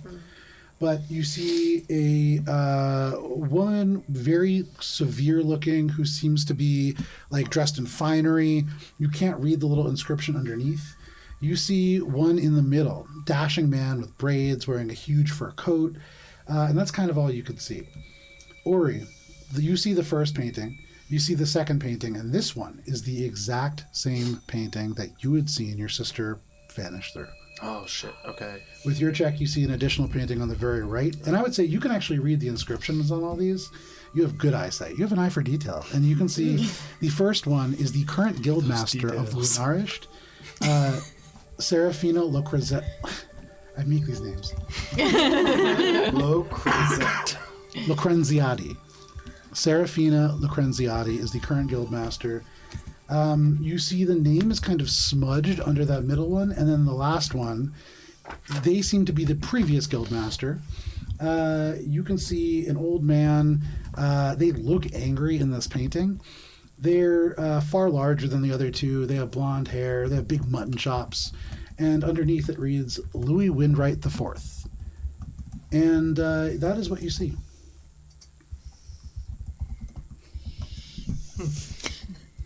Interesting. Is there Interesting. Wait a minute. more shadowed location with fewer people? in this space. So the shadowiest place is everything back here, behind those pillars. Yep. There is only one person, and they're kind of on the far end, nearest the stairs. There are a few people who are closer to the doorway. They're only like 20 feet away from where the shadows begin, and really only about 40 feet away from where Ori has kind of like gestured towards that center painting. That is the one, Ori, that you know is where you would need to go to follow your sister, between those two kind of candelabras. Can I communicate as Cloud? Yeah. I can talk? Yeah. Wow. It's a whole new world for Ori right now. Magic is actually pretty good. Do you see anything in there? Yeah. I'm thinking back there a little bit, because I can get us in a little ways. And she's pointing back toward the shadow. Okay. Where are the portraits along this wall? No, they're along this wall, they're so along- each of those kind of metal okay, so things those are the marks where one of the portraits. portraits Okay. are. The middle one, the more ornate one, is the That's one the that one you I saw. want to get to. That's helping. Quest marker. Yeah. Alright. You go in. I'm going to follow after and try to get through that door. The portrait. I'm going for the portrait. Okay, but if you're doing that, to get in with me, you have to go at the same time. Okay, but I'm a Cloud, so I think they'll You need focus to not on... be a cloud. Give me a minute.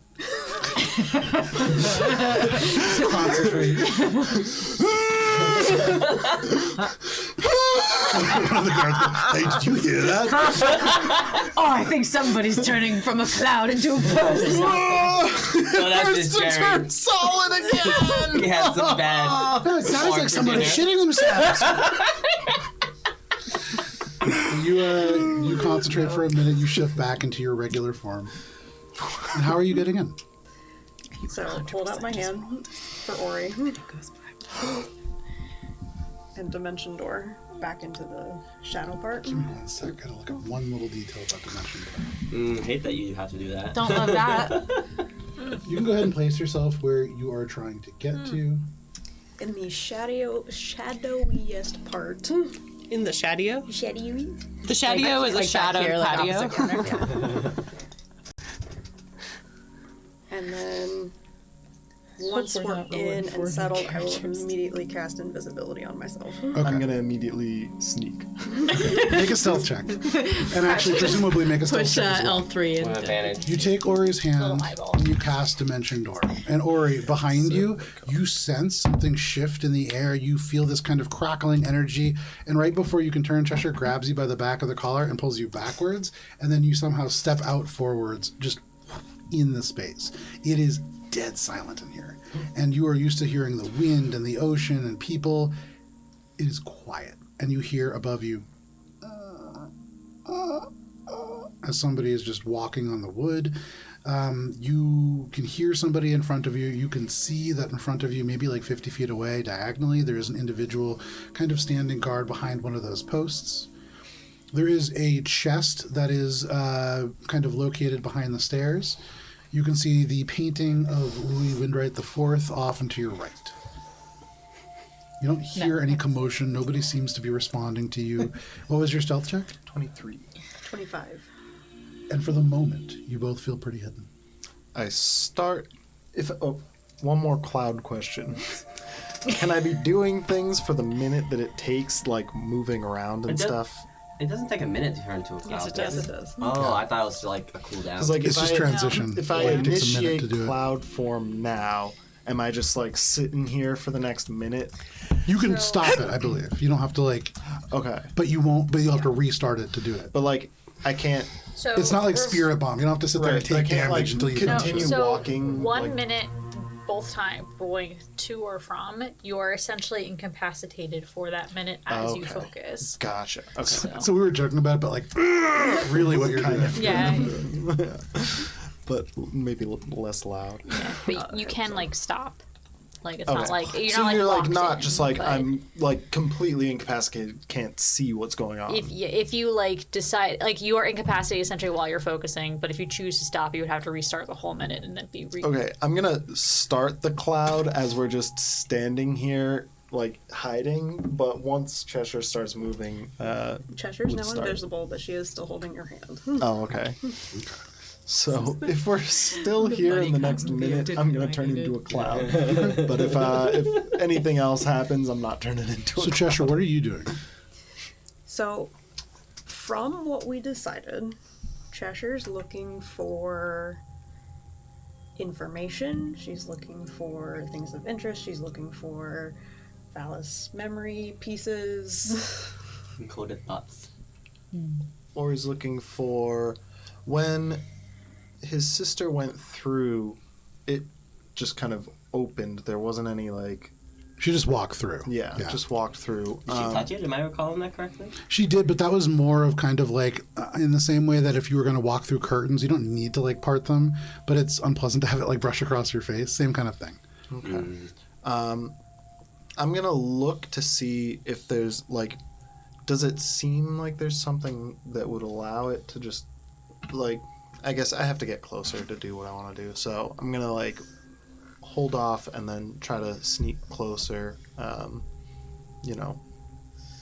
without fucking with Cheshire's situation. So where are you going, Cheshire? You see that treasure chest. You can see there is this painting off to the right. Let go of my hand. I thought you were holding on to mine. And I think he's holding on. No, like. Oh. I'm holding your hand still. Yeah, Like, I haven't moved yet. Yeah. Are you letting go or? I mean, I would like slacken my hand. Okay, if you slacken, then yeah, you're letting go. Okay. That's letting go.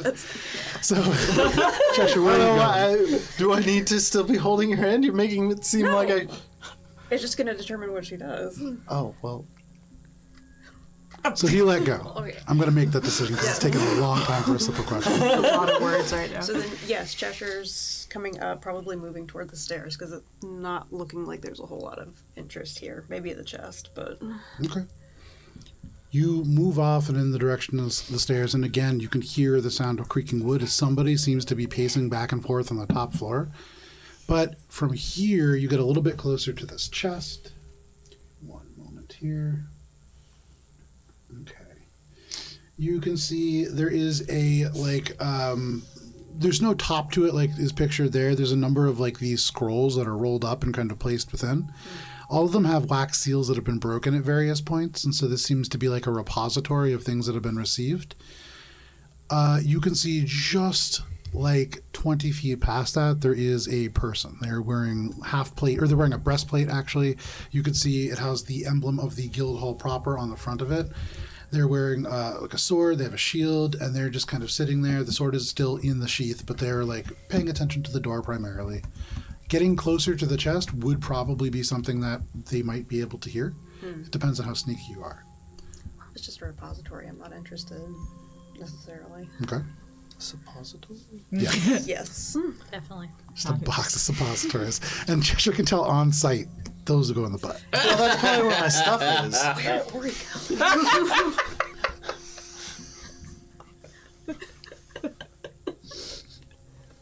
Ori and Cheshire, what are you doing next? I'm gonna continue sneaking. How far Have are I you going? become Cloud yet? Are you becoming a cloud? I mean, am I? Has it been a minute? Do you want to become a cloud? No. Okay, I'm gonna. then. Stop asking! Telling me, man. I'm continuing. I'm sorry. I'm sneaking. I'm continuing towards the portrait. Okay. I want to get a better view of Make it. another stealth check then. As you pass that individual, they're kind of like back is to you. You see Cheshire is like looking at the chest, but now looking around elsewhere. Cheshire's invisible, so Oh yeah, you don't see that. Still at all. 23. 23. Okay. So you creep over. You imagine you see Cheshire. You make your way through.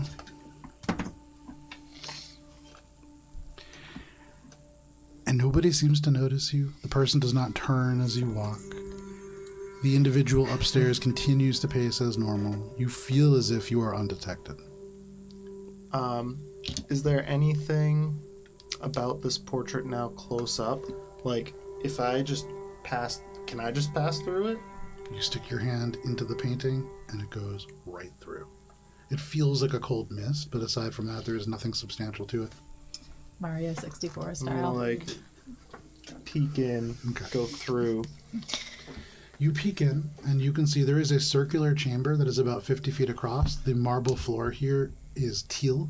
You can see it's specked with these little silvery metal deposits. It's lit by enchanted triangular lanterns that hang from steel hooks along the walls about 10 feet up, providing dim teal light in the space. There is a doorway that is on the other side, and that seems to be most of what is within. You can see it doesn't have an apparent handle, it doesn't have an apparent hinge.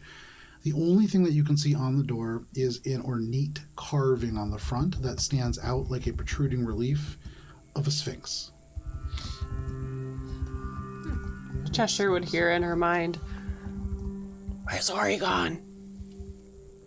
Have we lost him?" Did I He wandered up, see? he let go. Did I see that from the ring? What Ori did? Yeah, you're seeing all this. You're watching it kind of like a little distorted and through several facets, but yeah. When Ori and I had that dreamer from the Enclave scry for us where the sister was, the sister walked through that painting. Oh, That's where Ori went. maybe you should tell Cheshire. He went through the painting.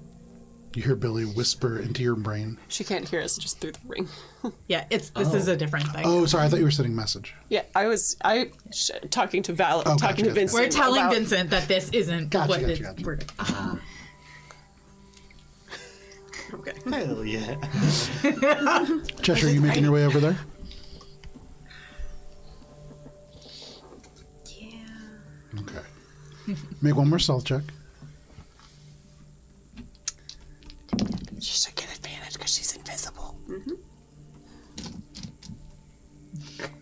28. 28. You sneak over and you join Ori by this wall.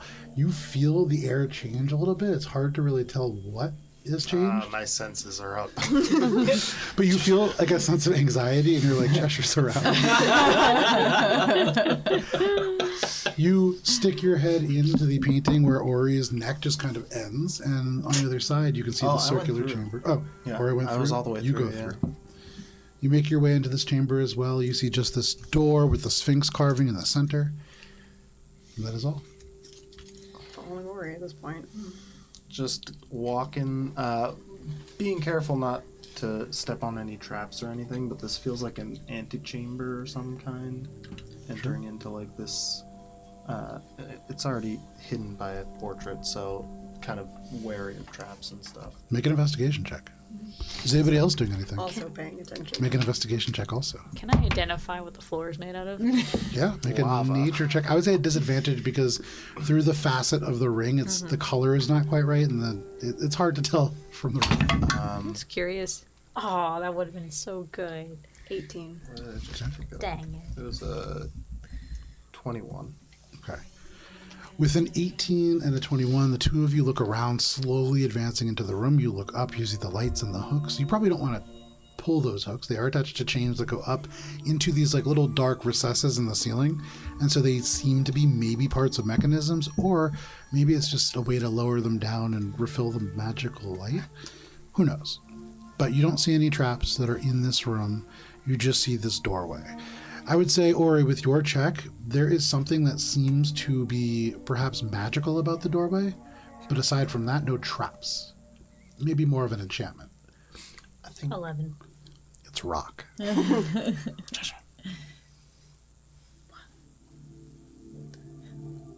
I think it's enchanted. Can you see anything? Can I see anything? It's a door, and it has a sphinx on it, and it might be enchanted. You don't see anything that would hint at it being, but, I mean, if you went closer, you might be able to. You don't see any strings or anything?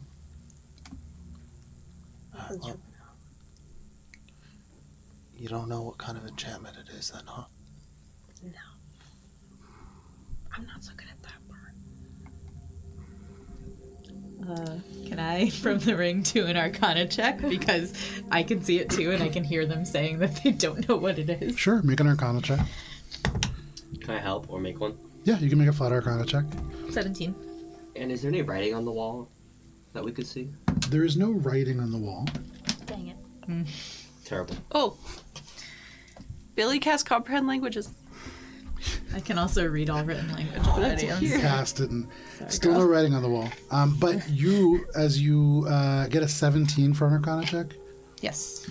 there are a lot of different variants of this, but there are people who use doors that require either magical keys or some other kind of thing. Looking at this with a sphinx in it, there is likely some kind of a challenge that is given when you approach the door. And in a similar way to the password that Ori didn't quite get right, it's probably important that you correctly answer. Okay. So Lena's gonna say that out loud and then be like, tell. Relayed. Yes. Cheshire. Okay. That's the worst Yeah. telephone ever. By the time it gets to him, it's You get to How challenge many it to hanging hooks are there again? 4. And how are they laid out? So it's like a circular room, and if this room had corners, these would each be kind of drawn in. If you think about the room as like a square, they would be in the like an interior square within the circle itself. Anything on the ceiling where those hooks go to? They're attached to chains, and the chains vanish up into the ceilings, each of them into like a little carved chamber, and so there may be more of like a mechanism attached to it, but especially from within the ring, hard to tell. I don't know what the code would be. Challenge. Go ask the Sphinx. Is it like, if I try to push the door, is it locked? You haven't even walked up to it all the way yet because you've been investigating the room primarily. So if you go up to the door, you can see the door seems like as you step closer, it grows taller. And you get a little closer and it feels a little taller. You are looking at the Sphinx now, but you feel your head craning up a little bit. It's maybe 20 feet away at this point. Are you going forward as well? Same thing for you. And as you get within 5 feet, you are standing now in front of something that is so tall, it feels as if it shouldn't fit in the room. It feels like the ceiling on this side of the room, almost like one of those illusions where like when you walk up on one side, you feel like really tall and really small, but it's real. You look back and this 50-foot sphere seems like an impossibly warped, like oval or triangle almost, because it pulls back so long, and you turn back and this door is towering. And you can see the Sphinx's eyes now glow. And the stone mouth opens, and it doesn't talk, it just open, and you hear this voice from within. I am the beginning and the end, which binds all tales together, of wood and stone, or cloth or bone, or old imported leather. What am I?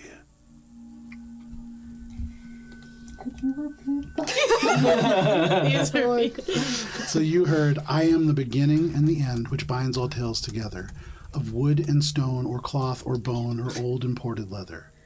What am I? It seems to.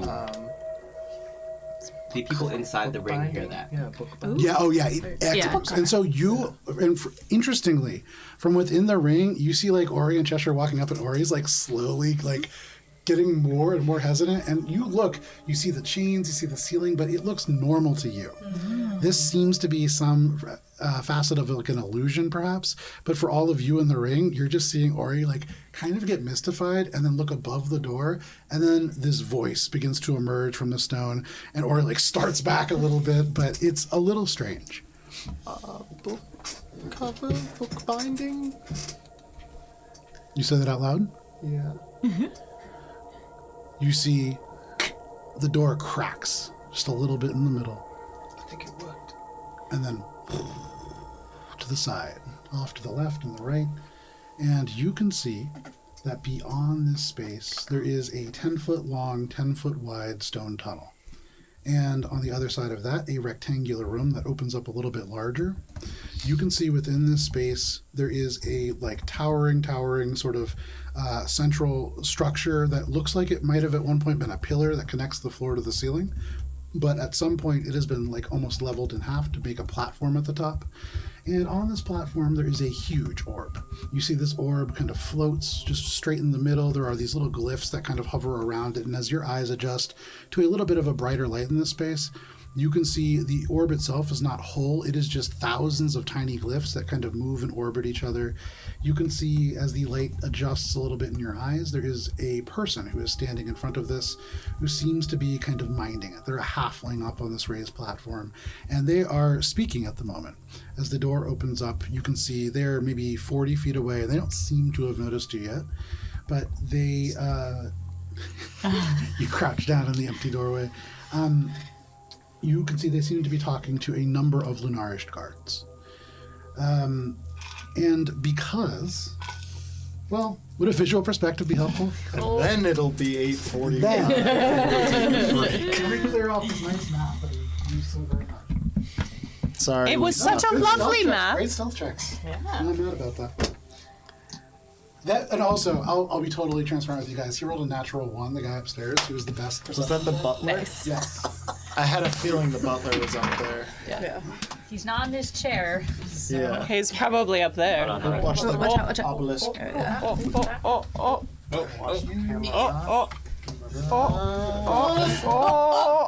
camera. Hey! I We got it. It just looked like it didn't get it from your perspective.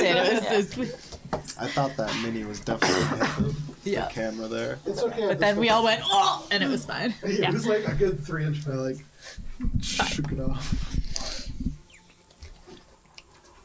Oh yeah, that. I was wondering, is Louis the Fourth Louis Windride's an asshole, or a pirate, or both, or none? I'll never tell. Well, Is it it's like also is it Eleanor's like uncle or dad or not her dad. brother or sibling or ancestor It's or not descendant? her dad, for sure. And so there is like Could be 10 also- feet This right is a whole here. ass other continent from where Eleanor's. Sorry, I have this reversed. There's 10 feet going back that way. This is the orb. This like it's kind of hovering up here, but this is like the point that it's hovering above. Cool. This is they don't look like it, but they are a halfling. And this, and these two are all Lunarish Guild. And we're coming in from here. You were coming in, yeah, from the part that is up north. And I'll show the, let me show the battle cam so you can see a little bit on your screen. You can see it in greater detail at Alberon No RPG. sister. But as they kind of talk, and as you adjust to the new brighter light in this space, we're going to step away for a quick break.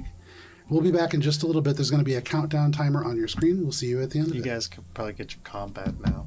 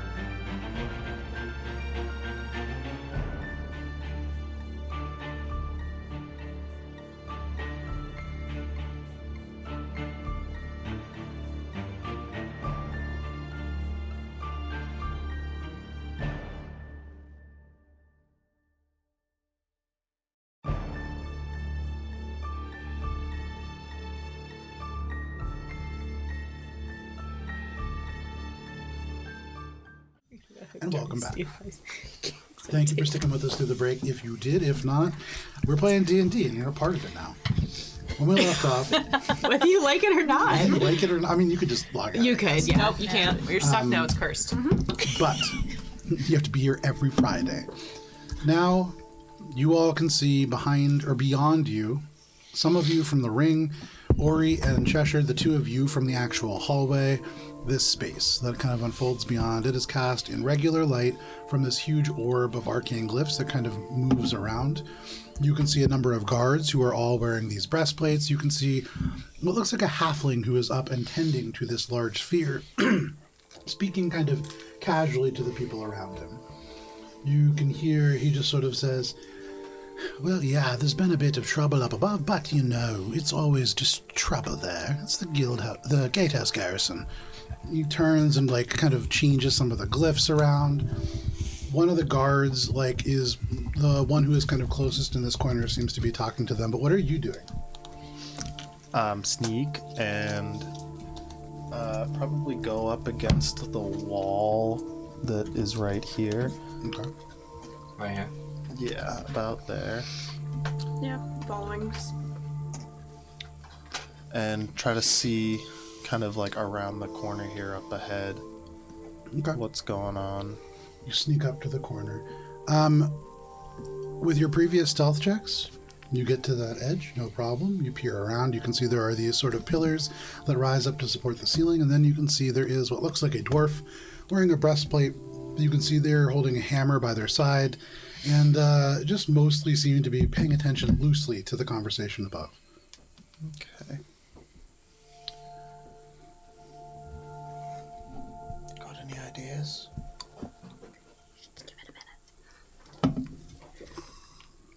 Alright, Ori's gonna give it a minute, and during that minute, gonna start becoming Cloud while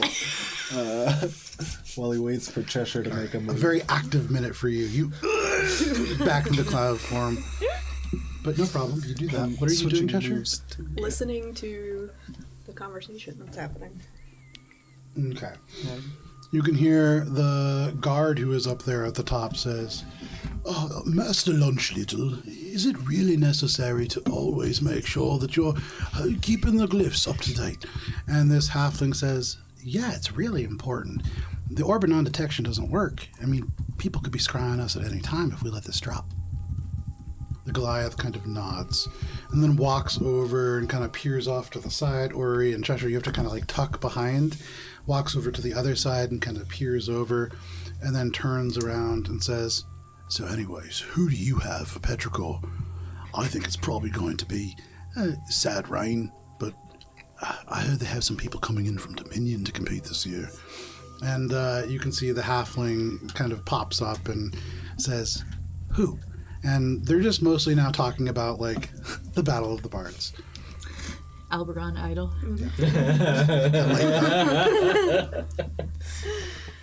After Ori's done concentrating, He's the cloud.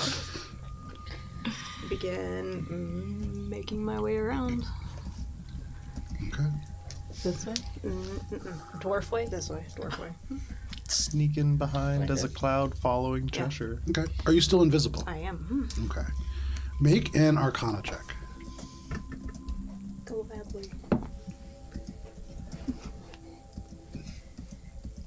28.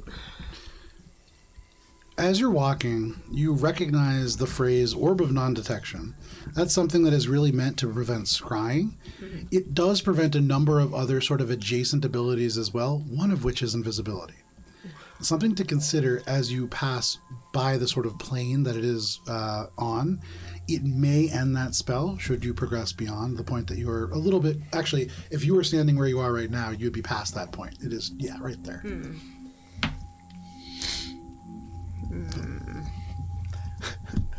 Phase through. Oh. Why'd you stop? The orb. I could render me visible.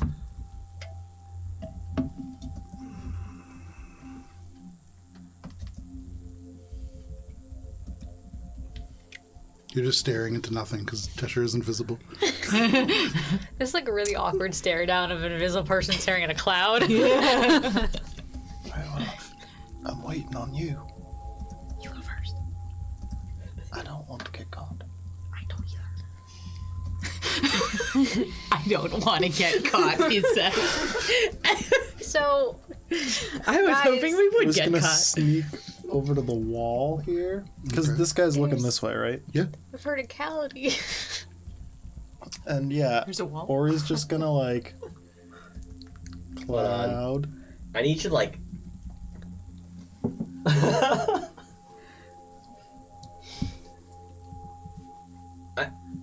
Does he think that when what Cheshire said, like this field will like prevent certain magics, like it might shoot him out of cloud form? From what Cheshire said, Ori doesn't know a lot about magic. So, Ori, I would say saying that might affect the spell, I mean, that could really have to do with any number of things. Am I gonna not be a cloud anymore? What if I fall? I don't know. You will fall safely for about 60 feet or 1 minute, and then it'll be fine. But if you fall for more than 1 minute, it is less fine. Wait, but like... It's like coming out of an AirPod in your pocket. Even if it's like I'm shunted out of the spell by an orb of non-detection. You will essentially fall to the ground, and then but the last little bit will be feather fall as long as it's within 1 minute. I'm trusting you on this one. Wait, do we know for sure you can cast Featherfall from within the ring on someone outside of the ring? Ori's gonna So try to the way that Windwalk works is that cloud if you are up to like above. Oh, it's part above of this Windwalk. guy's Yes, You're head, not part- saying you no, would no, cast no, Featherfall. yeah. beneath It- the the effect is edge as of the if in side here, Featherfall so that forgot it's its like kind of chunk time. Got it, skirting thank you. through Make a perception under check. and then over, I got you. Make a perception Yeah, check. so You begin to float up. floating as long as it's in around, within 1 minute. which is avoiding around, basically so like the safely. cones of people's vision. Sure. Still being like, there's probably people who will detect this sort of magic as I cloud through. Perception. Stealth thing, you can see all the cones of vision as the red cone. You see the eye like, mhm. That's a What's that noise? 28. 28. With the 28, as you move up and up and up, you can see in the light of this orb, there is something almost imperceptible that covers the top sort of 10 feet of this space. It looks almost like spider webs. If spider webs didn't have any connections, it's just strands of this like little almost fishing wire looking things that anchor into the little pillar and then run along to the wall. And I would say, Like the strings that were in the throne of blood? no, But, these don't seem like, not enchanted as- in that way. They do seem like maybe they're elements of magic. These seem like they're made out of a similar material, but they're different. You don't know enough about magic to really know. Yeah, could be the same thing.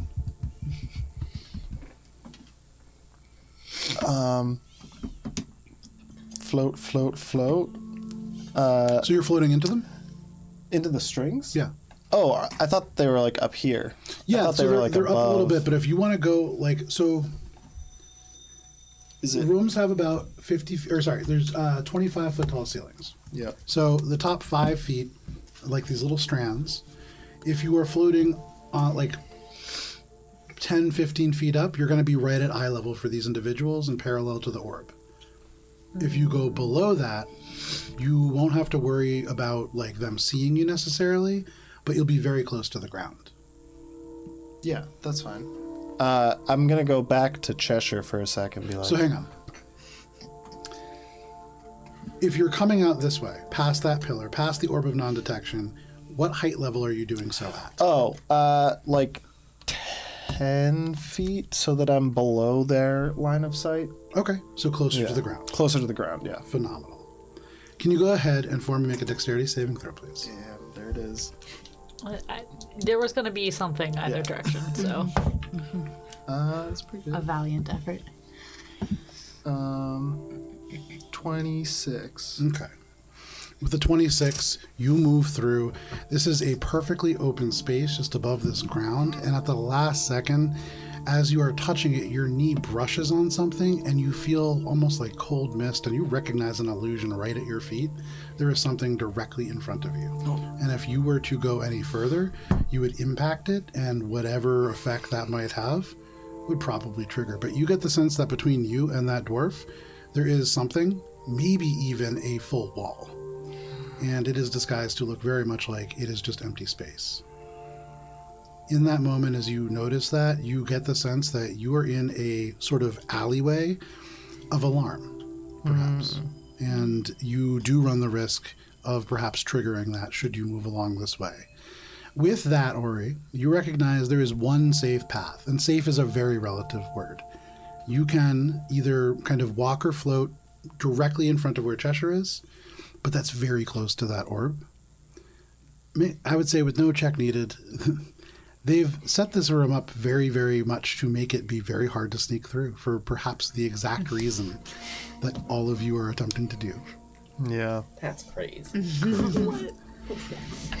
That must mean they're hiding good stuff back there. People don't do this like from the grocery store. You know, so.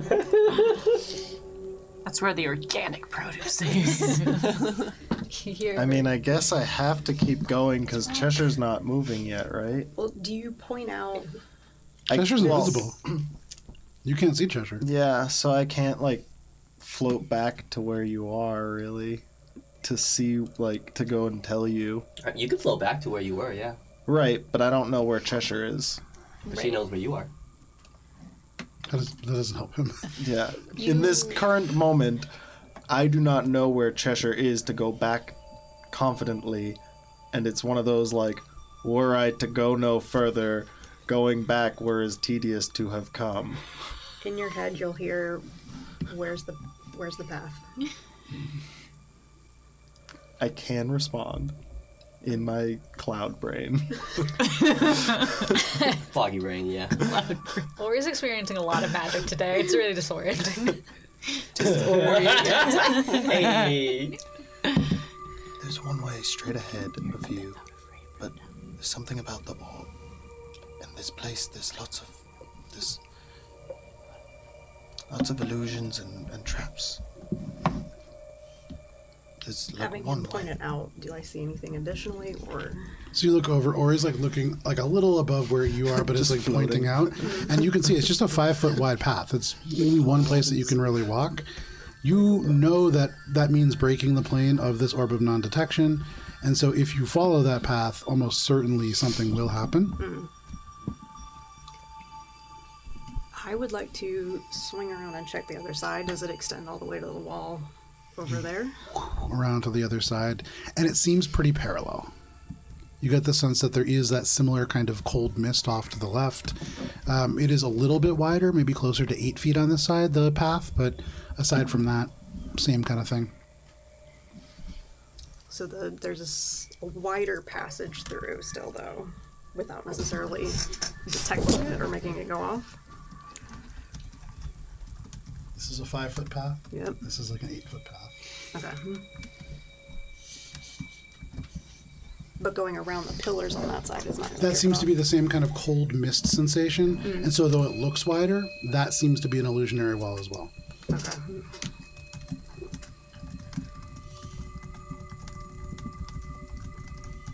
To Ori, the other side's got a slightly wider workaround. All right, you try that way. I'll try this way. Okay. So you guys just kind of sync your watches and you step forward. As you do, Cheshire on this side and Ori on the other. No, Cheshire's on the other side. Yeah. Yeah. So Ori, you on the side that you are on and Cheshire on theirs. You cross this plane of the orb of non-detection at the exact same time. Cheshire, you feel invisibility end. Ori, as you walk there, float there. Nothing immediately seems to happen, but on the side that Cheshire is on, you see the pillar of stone suddenly light up and shed bright light in 10 feet radius. You can see all the little strands of this glass-like thread up near the top carry the light as well to really just ignite that corner in light.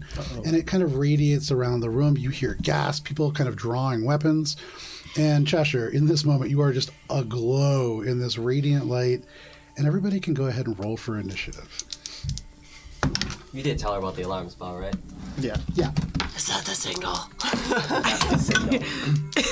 No, it's not the signal. Last time we thought it was the signal, and it wasn't. We So even have though there a was more fucking space on code this side, word. no chance of skirting around it. I just wanted you to be the one to set it off. Oh my god. Damn. I know I was gonna set it off either side, so. Exactly. Oh my god. All right, so. That gets to feel like a anybody winner for a natural change. 20? Yep. Oh, Minka. Oh. Unfortunate. Minka had a natural 20. 25 to 20? Okay. 20 to 15? 17. 16. Yeah, look at that. 16, 17, 18. Lightning Look at this paladin side. speed. So Who was 18, Oh, sorry? no. 18. Oh boy. Ori was 18. Ori, and then it was Cheshire, Yep. and then it was Valis. 15 to 10? 10. 12. I need to wait a minute. Yeah, you do. Oh, Jesus Christ. 16 Valis, 12 is Billy. 10 to 5? Alina, where are you? I was at 10. Okay, 10. So you're essentially just not in this Alina, combat. Rez is going to go right after you. Yeah, we decided We're Rez the is always first going to be right after. Okay. So the way that this worked out, Minka, you're going to be starting us off from inside the ring. So after that, we're going to be seeing one of these individuals go, then Ori, then Cheshire, then Valis, then Billy, then the rest of these individuals, and then we are having Alina, and then at the very end of time, Rez. So, Minka, you are within this ring. In the facets, you see like the bright light is ignited like 1,000 times over. You are just in this like alien abduction beam of light coming in through the ring. What do you want to do, if anything? I think Pika's gonna like start like tapping Alina on the shoulder. Like, No. what do we do? We have a code word. And Words come out. Alina says, "Hold." Last time I fucked this up, I'm not going to fuck it up again. I'm panicking. Anything else, Minka? Okay. I think everything else I could do not be relevant to do right now. So a cry basically, action. I will just hold on to my shield real tight and be ready to be shunted. Okay, no problem. So that brings us to the Master of Confidences. That's a cool title. Is a cool That's title. not how you pronounce Ori. So he is going to turn and just peer over the edge, and seeing the bright pink form of Cheshire. This one's the halfling? Correct. For some reason, when I set this up, he looked like a halfling. He's very clearly not. He's like an elf with 2 swords and like all this other stuff, but apologies. It's a dope double-sided glaive. and holding I a. think it was maybe all of you painted it, or maybe Matt. I think I think that was the one that I did, yeah. I can't tell what he's holding in his yes, hand. it was. I remember when you painted it. It's like a little mode of magical fire. Oh, I see. Oh, it's like It metallic has, pink. it has the prism color. It's my boat. So, in this moment, he looks down, and Cheshire, she sold you it see the halfling like peering over the stone. They hold up one hand and they just say, "We've got an intruder!" And they hold it down at you, and suddenly the kind of stone all around you just into mud. And you can see it is just a huge kind of sort of chasm of mud. And it feels as if it is like difficult terrain. And then, as a bonus action, using Hasten spell, he casts it again, and he transmutes it into rock. Can you go ahead and can you make a strength saving throw, please? Oh! Damn. I know what spell that is. 17? 17. The mud, you go down to your shins in this mud. It's gross. It's warm.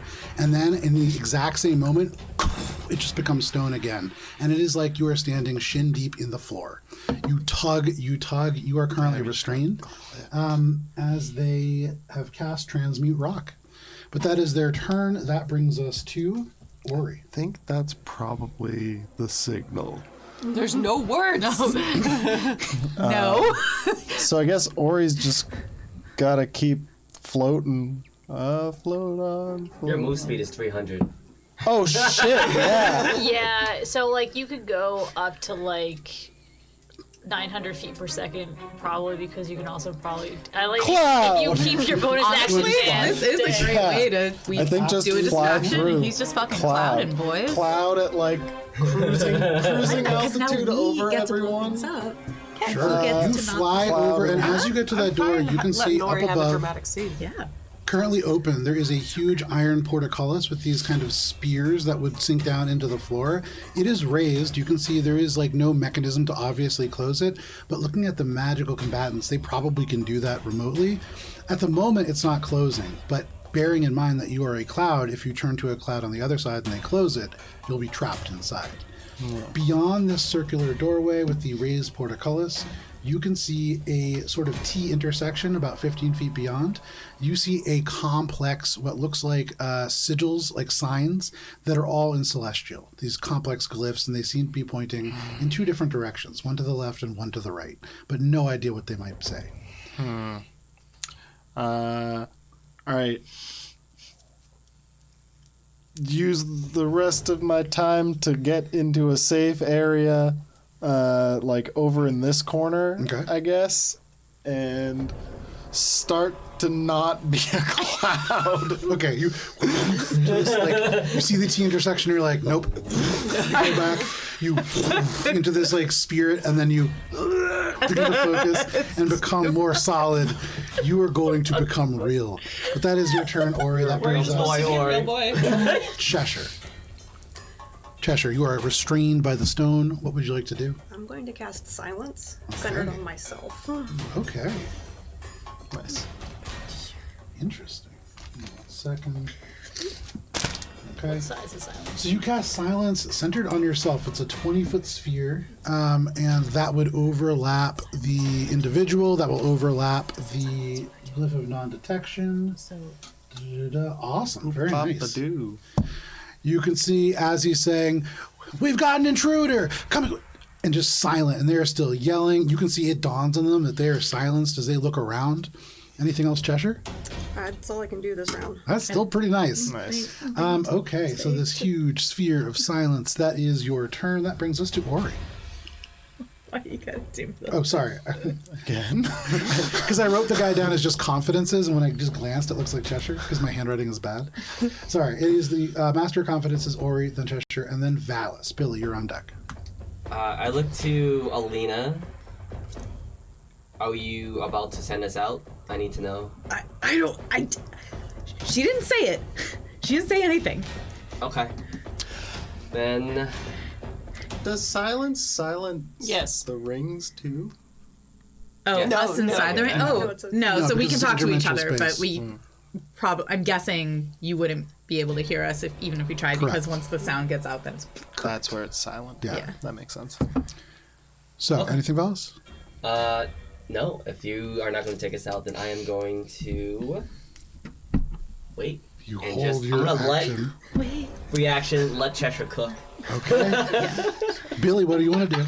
Billy can telepathically communicate with Cheshire.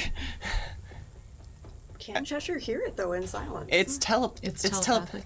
It's past Yeah. silence. Yeah, absolutely. And Billy's just like, if there's a signal, clap twice, and then Billy just waits. Wait for the signal. Clap. That is your turn, Billy. If there's like, and I guess she'll just Sorry, I'm looking to see if the spell is a concentration spell or not. Which one? Mirror image. It's not. Boom. You cast Mirror Image. It's already kind of crowded in the ring, and suddenly there are like Billies behind each person's shoulder. Then they're not, then there are, but no problem. Mirror Image, Billy, you have that up. I'm ready. That is your turn. That brings us to the Lunar's guards. So you see these two kind of close ranks around this doorway. This guy is going to use his full action to run. 10, 20, 25, 50. He will walk over. He turns, and it's going to walk up to you, Cheshire. This guy will start walking around down, follow him. He has to leave it. Well, that puts him in an awkward position.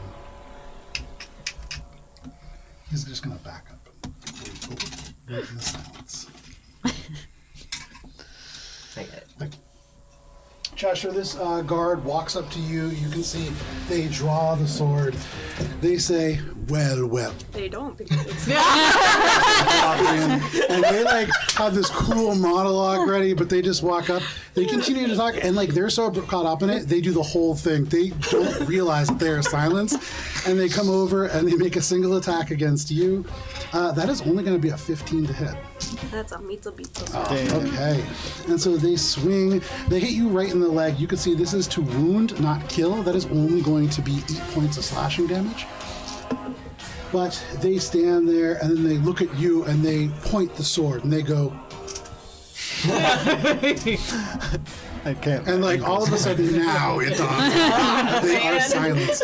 But that is their turn. No, That you're is on mute. Lunari. That brings us to you, Alina. Oh, it's the little microphone. Alina's like, you guys, I fucked this up last time. We're gonna let her cook. We'll see if she needs our help in a second, but right now we're not popping out because it might make things worse. 4 sets of Billy eyes roll. I've never made things worse by showing up. Just everybody be ready, okay? That is Alina's turn. That brings us to the top of the initiative order and to you, Minka.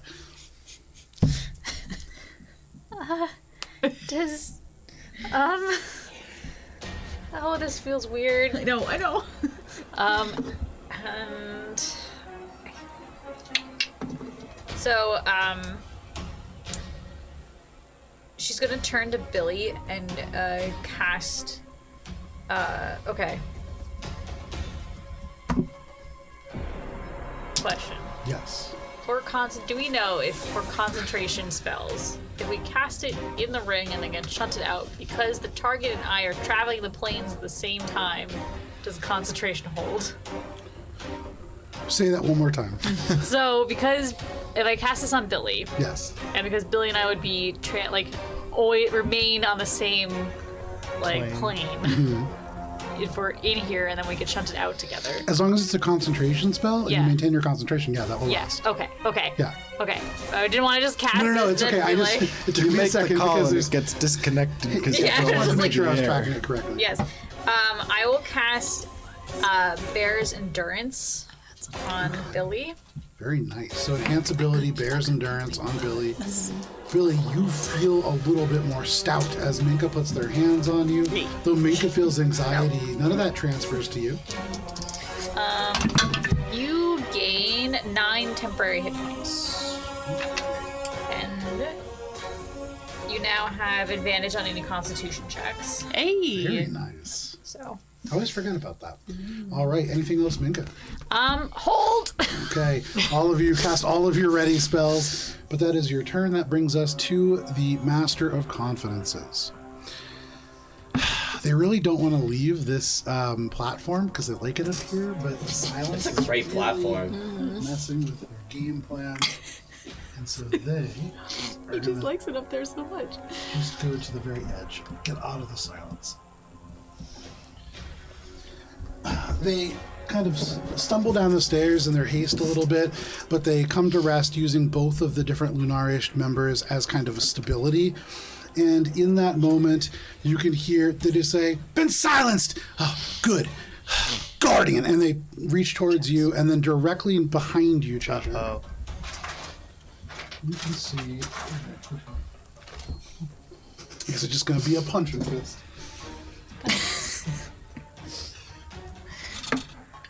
Punch! Oh You my can see god. Why is it so muscular?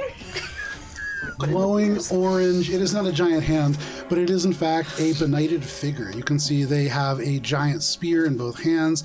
They hover ominously above the ground, and they just kind of drift there. And you get the sense that leaving this space would probably result in taking some damage, maybe entering it as well.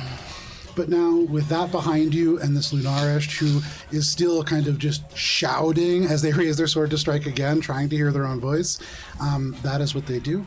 That is all that they're going to do on their turn. That brings us to you, Ori. So, hearing this and seeing all of this that's happening, even Ori is not going to let Cheshire just get murked like that. Although it would be pretty satisfying. So, as best I can in cloud form with my 300 movement speed. Sure. Just gonna start whizzing through all of them, like making my cloudy presence known, trying to draw their attention and distract them. Sure. And then like go up and get back up on the platform and kind of hover ominously near the orb to try and draw this guy back into the silence. So, okay. Are you sure? Oh, Maybe scratch that last part. Maybe scratch the last part. Because You got too close to the. when you look at this spell, I haven't you seen become this. like a gaseous form. You get resistance to damage from non-magical weapons. You have a fast speed. You're not invisible. You do Yeah. provoke attacks of opportunity. Okay. And so if you want to do that, you can, but you'll be provoking some attacks of opportunity. Okay, I want to do the same thing, Okay. but in areas that make my presence known without getting within their range of fire. Okay. So like being a lot more floating up specific. here and being like, woo! From the Harry Potter films, like those ghosts that like fly through I'll the make hallway. like You're some just sort of non-humanoid audible sound, like make a performance check. I'm just glad Ori's having fun, honestly. seem like I'm a magical effect and not like a magical. By the way, you're no longer cloud reversing, is that correct? No longer what? Trying to revert back to. No, by moving and doing stuff, I'm not reverting anymore. Okay, just wanted to make that clear. Yeah. We're gonna do time for reverting later. For that now, was so I'm a close to fucking being clown. really good, but it's still okay, I guess. What's that roll for again? Performance to be magical cloud. That's a 16. That's pretty good. 16. 16 is pretty good. Would have been So, that 20. as a cloud, you do your best to perform. You do your best to perform. You try to just wish around and make sounds. In the heat of battle, and especially perhaps with maybe some people not able to hear you, it doesn't seem to draw a lot of attention. But we'll see what happens, I suppose. Anything else, Ori? So I am gonna go whoosh, whoosh, whoosh, whoosh, whoosh, whoosh, whoosh. I'm gonna end like up at the top of the steps there. Do so, no problem. That is your turn, or you are up on the platform. This orb just hovers above you. That brings us to Cheshire. Valis, you're on deck. Tap the ring. The signal! For all of you, it's dong, dong, dong, dong, dong. There, okay? That's a And good then signal. Yeah. Does it feel like I'm able to break myself out of this spell? If you or were to maybe attack, it's like literal rock, so you'd need to break the stone. It has an AC, it has an HP. would dispel magic work? What I meant, I guess. That's a great question. I don't believe so. I don't think so either. Because Because I it's believe, like the magic was the action. Oh, yeah. Yeah, and I believe now it just is creates non-magical dirt mud and again. I think non-magical yeah, it rock. specifically says non-magical rock. Can you Misty Step? Oh, sorry, you're not workshopping this, but I can't, but You have the pickaxes.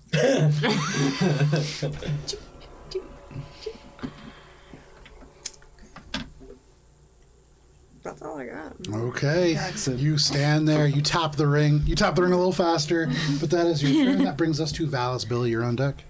Alright, I secure my shield. I ready my. Oh. I take my sword. This is the scene where you're all like in the Avengers plane, there's red lights, you're checking your gear, you're like flying for an airdrop at night, no problem, you're getting ready. That is your turn, Valis. Ready action to face step Cheshire once I'm standing next to her out of the ring. Nice. Face up an action or bonus action. Let's see. It is a bonus action. Okay. So I believe you can only ready an action in D&D. I'll double check that. I think Starfinder you can do a That's a whole good turn. point.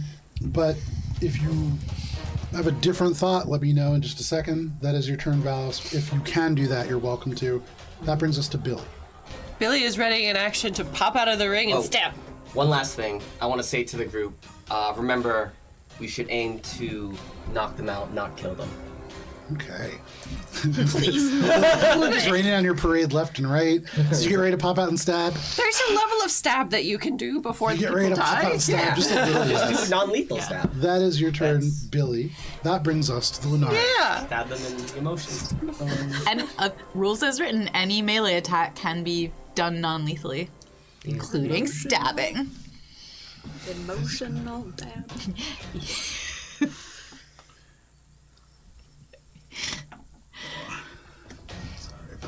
Strictly speaking, no. You cannot use your bonus action as part of your reaction. Ready allows you to prepare one specified action to use as a reaction when the specified trigger is met. So, Ooh, I got an idea. the halfling gestures forwards and says, "You all go in and get her." He turns and looks up at you, Ori. You can see this individual seems to be the only one paying you any mind. They are going to look at you, and they take out their staff and they just swing it around over their head, and you see there is just fire that kind of licks along the edge of it for a moment, and then it just goes to the point, becomes a single point, and then the fire turns to this almost electrical spark, and then and there is a bolt of lightning that crackles out towards you. Can you make a dexterity saving throw, please? It's flat because I'm cloud. That doesn't get affected, right? Doesn't affect anything. I don't believe you have resistance against non-magical. Just non-magical damage. All right, 19. 19 is a success. So you take half damage from this. Quarter, I think. Do I have it? I should, I think, because now I'm level 7. Let me see. Okay. That is going to be I take no damage. very nice. It would have been 24 points of electric damage. But are you using evasion? Yes. Okay. So using your reaction as you see It's that not a point- reaction, it's just a feature now. It's my level 7 feature. Oh, very nice. It's just when you are It's subjected different to from an uncanny effect that allows Oh, you to there make you a go. dex saving throw to take only half damage, you instead take no damage if you Very succeed. nice. So you take no damage as you dodge out of the way. The lightning bolt crackles towards you, and you can see as they see it's about to hit this orb of non-detection, they yank this rod to the side. The lightning bolt strikes the wall and just carves out the stone. There's an explosion in the distance. But that is his action. You can see he looks at you and then snaps his hands, and you can see the eyes begin to glow. And he seems to be really, really intently focusing on you. Oh boy. I don't But like that is his turn. That brings us to. Oh, sorry. Hang on one second. We have 3 guards who are over here now. And Cheshire, you are the only person who is kind of surrounded by these things. You can see he turns, and the other guard goes up, and it's just. And the guard who is like pointing at you goes. And then just swings at you. They take a single attack. That is a 25. The second one is going to be a 13, which I believe is a miss. That is a miss. And then the third one is going to be a 22. And so you're taking 2 of those, I believe. Yep.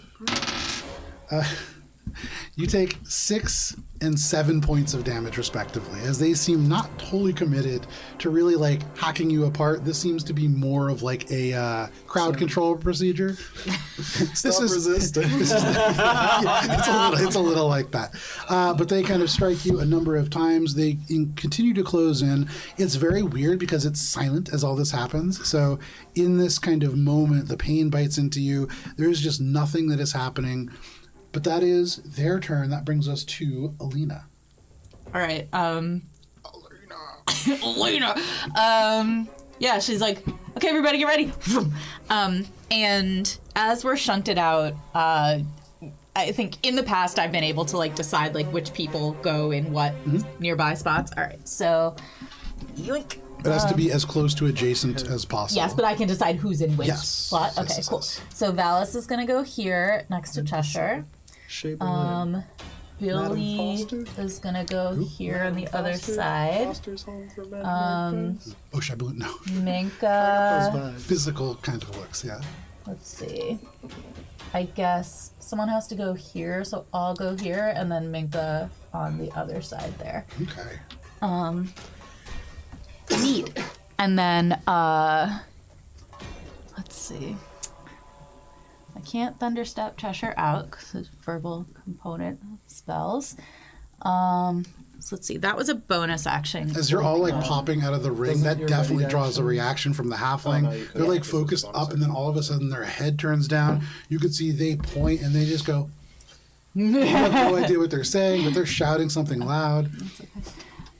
So for the fun. record, I Yeah. couldn't ready the bonus action. I looked it up. Okay. So instead, could I have casted Blessed on the 4 of us Yeah, in the ring? absolutely. So the 4 of Very us are nice. blessed. Dope. That's pretty dope. Blessed. Billy has a reaction.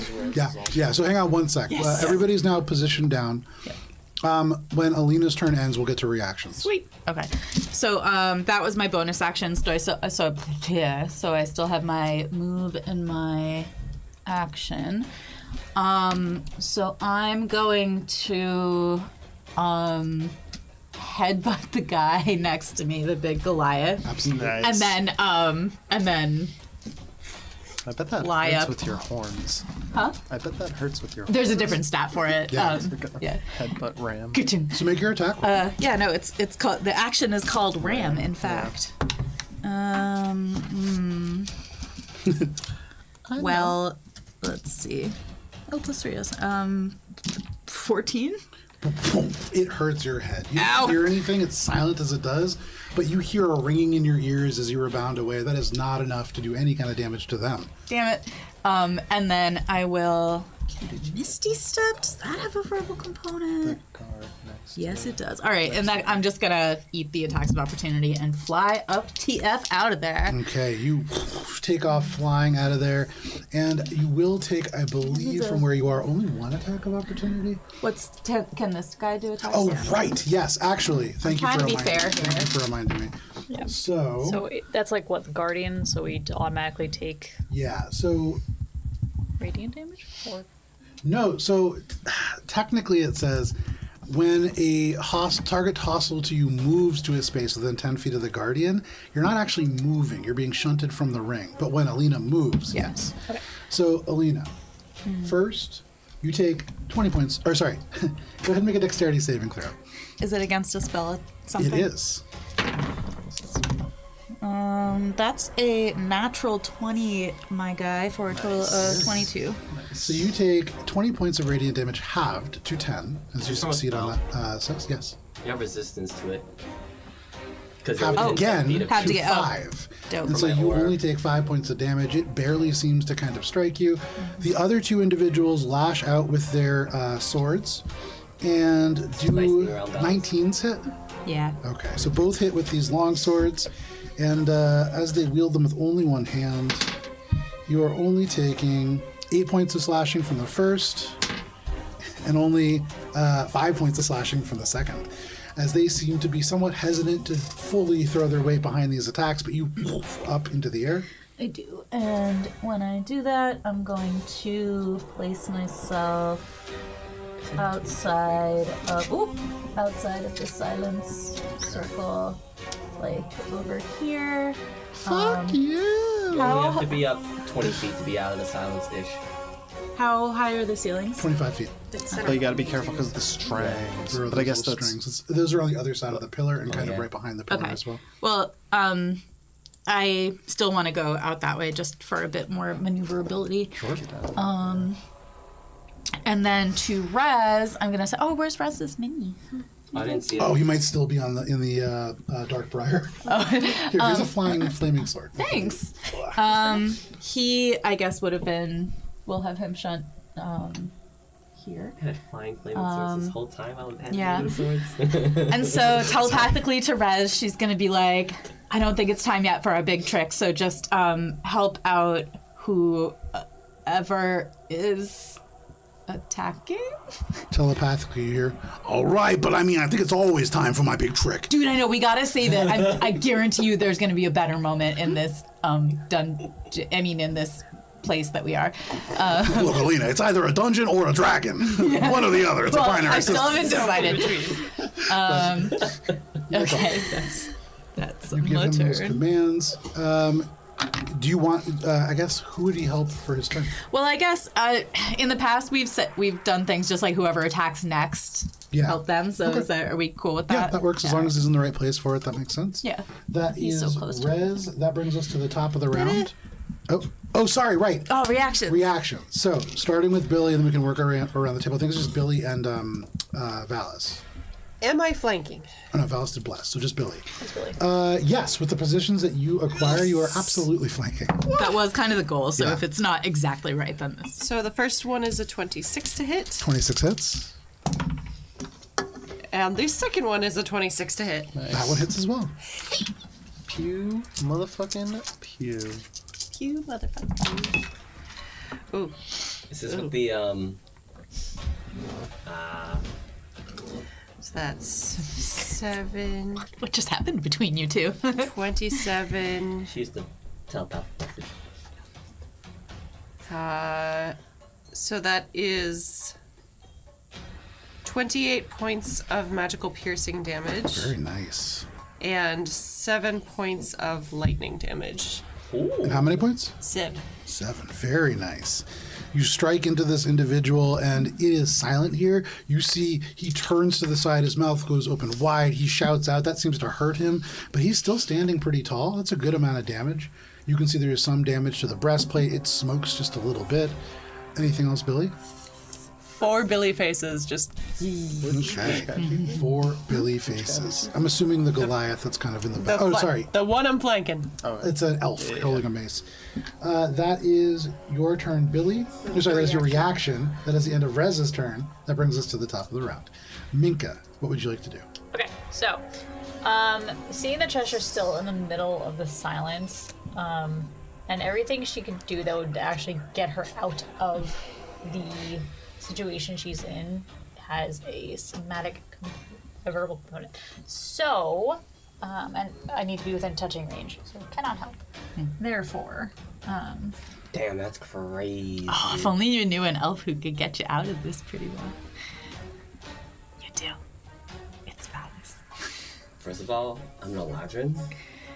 How dare you? That's a flavor of elf. It's a flavor, though. That's like me being like, that's cheese. No, it's not. It's mozzarella.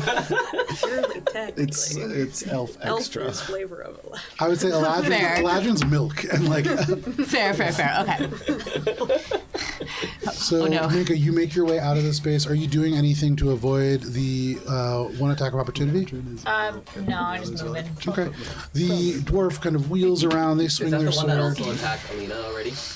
No, that was the Goliath that attacked Alina. Oh. So that dwarf swings around. They swing their coffee sword milk. and does a 15 hit. Does not. All right. You are able to skirt out of the way. It just strikes into your billowy garments.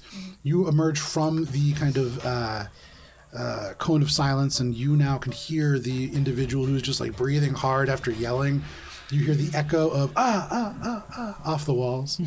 What are you doing? I'm gonna point at the halfling, and I'm gonna be like, shush! I can't actually shush him, so I'm just gonna hit a guiding bolt. Great. As a reaction, he turns to point and he says, "No!" and he counterspells. Okay, that's fine. So, and that was my action. So for my bonus action, I'm going to. I don't have a ton of bonus actions. I'm gonna shove my hands in my pockets. Okay. And I'm gonna grab some stones. Okay, yeah. And they are now magical. There you go. You reach into your pockets. There is a slight of the billowy garments around the pockets themselves. Those are magical stones. This individual says no, they counter your spell, and you now have their attention. But that is your turn. That brings us, I believe, to them. Oh, goody. Okay. Oh no. Oh, yeah. So this individual now looks at you, Minka, and they say, "I have no idea who you are. I have no idea why you've come here, but I'm going to make you pay. And I'm going to make you watch." And he turns and looks at Billy. He takes the staff, he strikes it into the ground, and he takes a broad stance in this little halfling body. You can hear him as his eyes kind of roll back into his head, and he begins to chant in Celestial. There is a deep and resonant thunder that rolls through the structure and the walls. Are you casting counterspells from the silence? I'm outside of Oh, the you're outside of the silence. Very nice. Wonder why I did that. What level is that? 5. 5. Give me 1 second here. You can play that game. Yes, they can. Billy'd be able to understand the Celestial if Billy wasn't in the Cone of Silence.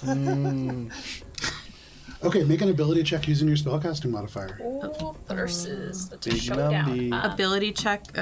So just D20 plus I would spellcasting like modifier. to use my reaction to Oh, and give a blessed? minus to Does bless count? Blessed. his attack. Blessed is an So- ability. Okay. If this attack goes through, I would like to do d6 to minus it. 12. A 12. That is not high enough, as they cast Chain Lightning, a 6th level spell. It is targeted at Billy. And Billy, can you go ahead and make a dexterity saving throw, please? Yep.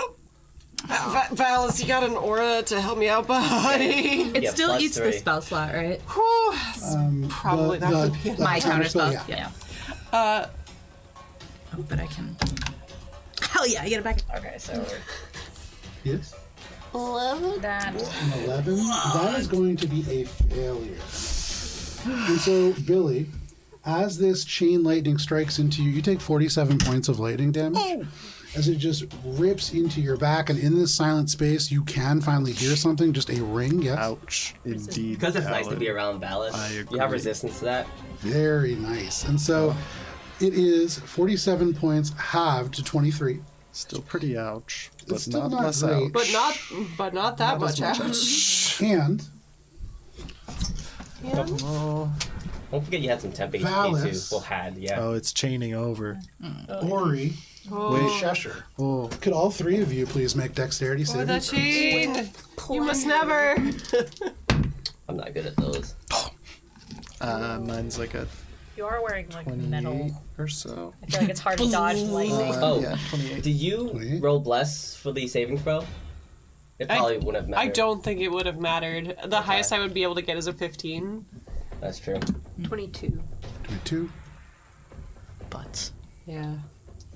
Dex. Oh boy. 8. So, and sorry, do they both have resistance? Cheshire will, wait, but I think he might be too. Wait. I'm waiting. They don't I, know have, you like I take 0 anyway because of my Wait. evasion. Right, success. Doesn't matter. Holding. Valis, at the moment you're taking 47 points of lightning damage Might not be. Half to 20 something. to 23. Cheshire, you succeeded, so that's half to 23 as well. And that was at disadvantage because you're restrained? Yeah. Okay. What happens if it hits a duplicate? If it hits a duplicate, it deals the full damage to the duplicate. The duplicate disappears. Does it still chain? Yeah. Okay. Well, Duplicates don't work on it doesn't dex chain. saves. It only chains once off the It's primary only if target. it's attacked and you're getting chained. Oh, I see what you're saying. Off the. Hang on one second. Yeah. Let me look at this here. Because she was Yeah, started on her, so. Right. There are So 4 it leaps billies. from the target to as many as 3 save. other targets, each of which must be within 30 feet of the first Quarter target. damage. I mean, I don't think it changes how it interacts. It just doesn't hit you. Okay. Yeah. It doesn't hit me. Yeah. Honestly, We'll take so it, yeah. Valis, you take half. You take 23 points of damage. Cheshire, you take 23 points of damage. Halved because I'm within Valis' Also range. true. Yeah, there you go. So just 11 points of damage for you, Cheshire. Synergistic. Still All blessed. of you just able to, in ways, somehow dodge lightning itself that just crackles into the stone, into the orb of non-detection. And you, I mean, that's pretty good. You pulled out a level 6 spell for not a whole lot of damage. That is their turn. That brings us to Ori. Fuck this guy. I'm clouding around him again. Cloud. And then I have a bunch of space, right? So I'm gonna go back through the portcullis over these dudes' heads, and then go out of line of sight around one of the corners and wait over there. And then Can't touch me. I guess oh my I bonus action hide as a cloud. You cannot. The only thing you can do is dash. Yeah. I can only dash. only Okay, dash. cool. I'm dashing. You're very dashing. So where are you dashing to?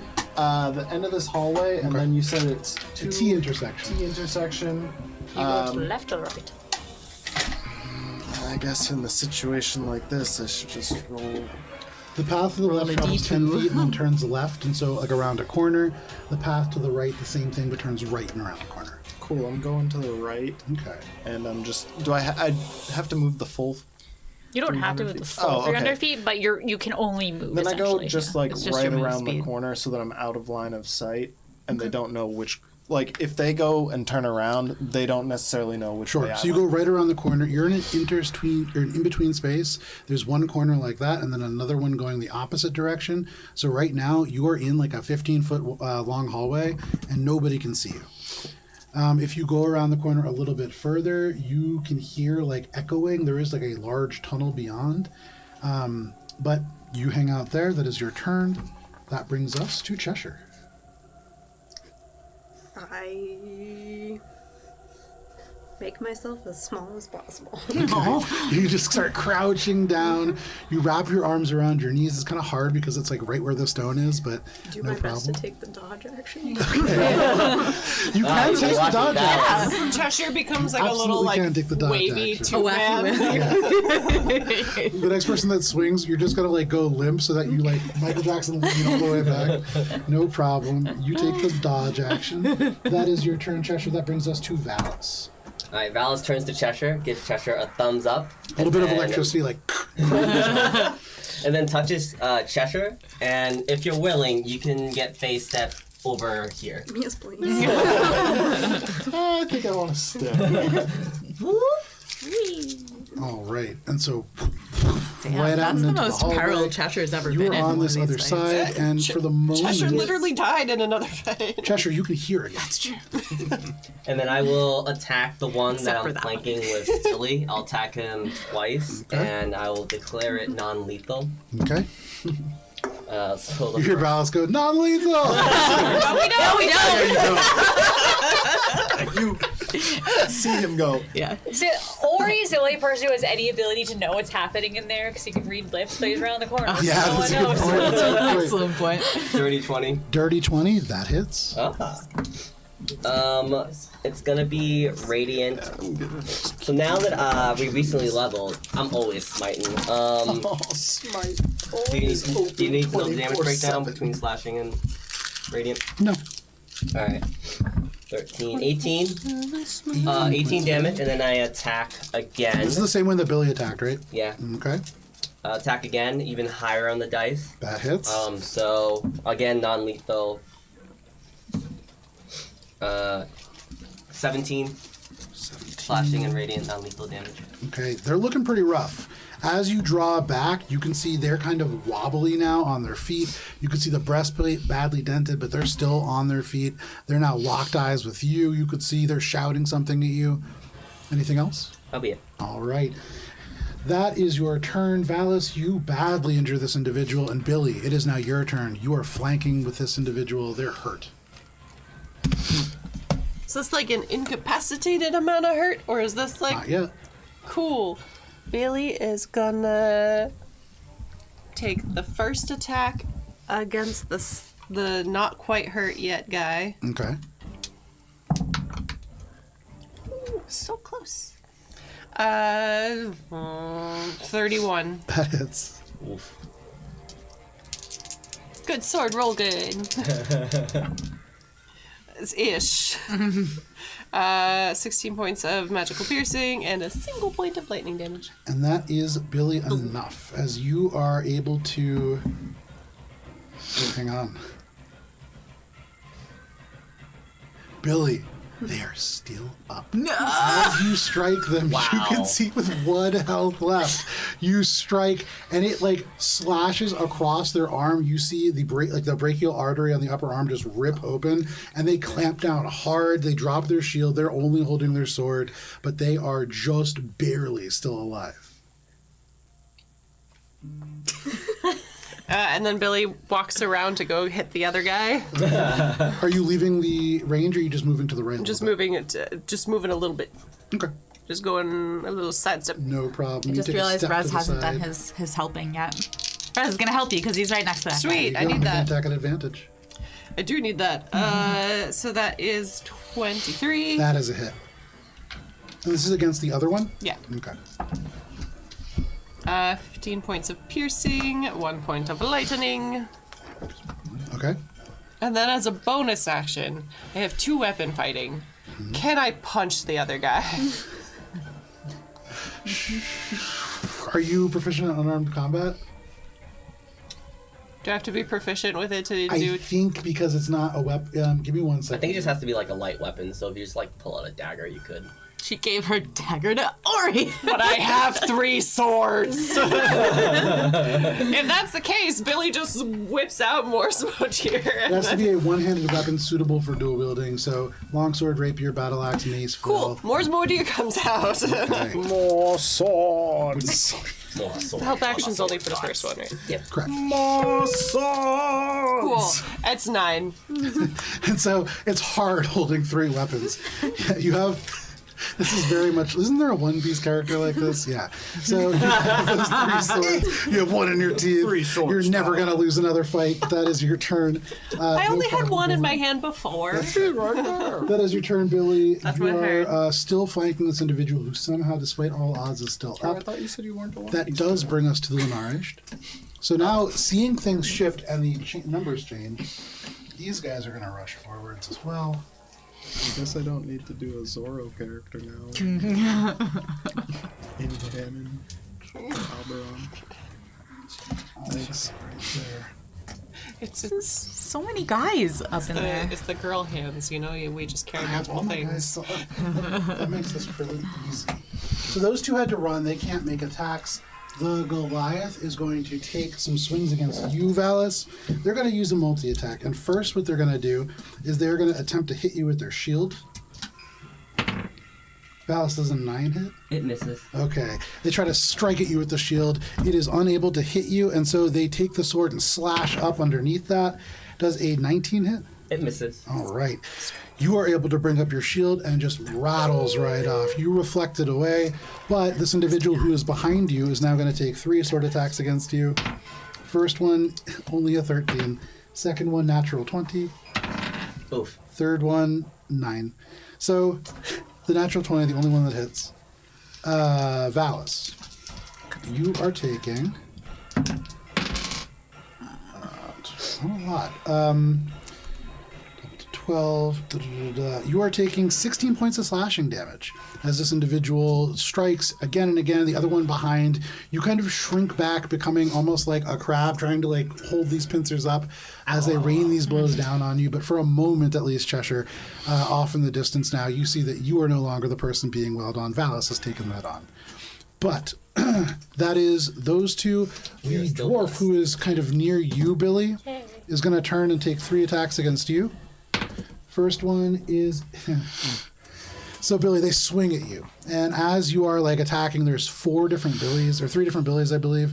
And so they swing at one, and as they do, they just spear straight into their comrade right next to their side.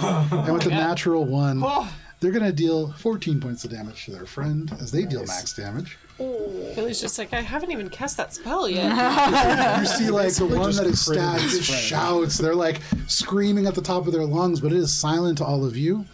That is all that they can do. He's and that very brings serious. us to Alina. It's like, oh, all right. So let me see here. Put him out of his misery, maybe? Which is the one who is... This is the one that's at 1 HP. Yeah, the one right in the the rest middle. are, I think, full-ish, except for the one No, that the got other friendly 2 that fire. are nearest to you both have some damage. The 2 that just ran up are full. Okay. Just bonk him on the head. Knock him out. Yeah, but the fucking caster back there. Caster Blaster. Caster Blaster. Yeah. 2 can play at that game. Hoping he comes after Cloud. What? Okay. Well, I don't want to kill anybody, so I'm just gonna focus fire on the caster blaster. I'm gonna be like, Cloud. what? Now. And what are you going to do? Yeah. Sorry. Eldritch blast. Pew, pew, pew. All right, we got 3 Eldritch blasts now, boys, Hell yeah. and they're all going straight at fart face over there. It's cocked. Fart. Yeah, we've got a 25, a 23, and a 13. Did you roll 25. a D4 for the 13? Well, for all of them, but the D4 might help there. And 17. 17 is a meets it, beats it. Hey! And so that is all 3. Yes, yeah. thank you, Blessed Fairy. did the 4. So all 3 of those hit. Okay. All right, so we've got... Shoot, okay. 15, 20, 23... okay, 27 points of force damage and 4 fire. 27 points of force damage and 4 fire. That does the full amount. And as a reaction, when they take when they take damage from a magical ability, you can see they turn to the side and they just go, and they turn and they pull this cloak to the side and they shadow walk and move off. And they're going to go to the only shadow in the room. Oh, my back corner. And Alina, as you strike them, they seem to just pull the cloak and like vanish out of sight. Okay. But that is their reaction. All right. And then, so for my move, if I saw him move that way, even though I can't see him anymore, I saw like the direction he went. Yeah, you saw him like turn like this. All right. So I'm just gonna move a bit. Let's see.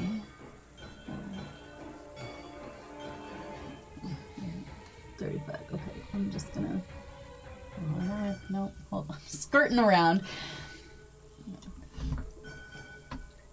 Wait, I'm sorry. How high up is the sphere? It's a 20-foot radius. Oh, okay. Centered on where I was. Okay, I'm higher up than that. So I'm just gonna go here, but I'm on top of the sphere. Okay. You fly above the silence. Yeah. And I'm just gonna. And then to Rez, I'm gonna be like, keep helping. You're doing so good. Okay, you yelled that. He goes, yeah, I know. That is your turn. That brings us to Rez. Rez, you hear him just like slapping people around in this corner. He's doing his best to help. That is his turn. That brings us to the top of the round. Minka. Okay. You have magical stones in your pockets and your hands as well. What do you want to do? I'll use my bonus action this time to... Actually, no. I will not. Never mind. Ooh, red. Brain. 10, 20. Oh, I should have pointed out where the guy was. There. Is he visible? Or... From where you are? Yeah. Yeah, you can see him. He has half cover. And I'm just gonna look at him and be like, stop it. Just try again. Okay. I'm gonna try to cast Guiding Bolt again. Okay, go ahead and make your attack roll. He's already used his reaction. 21. No, that's a lie. It's 21 on the dice. So plus 10, I think. Yeah. 31. I like that you said 21 on the dice. And I have bless. No, Right? I know, but without thinking about it too much, I was like, wait.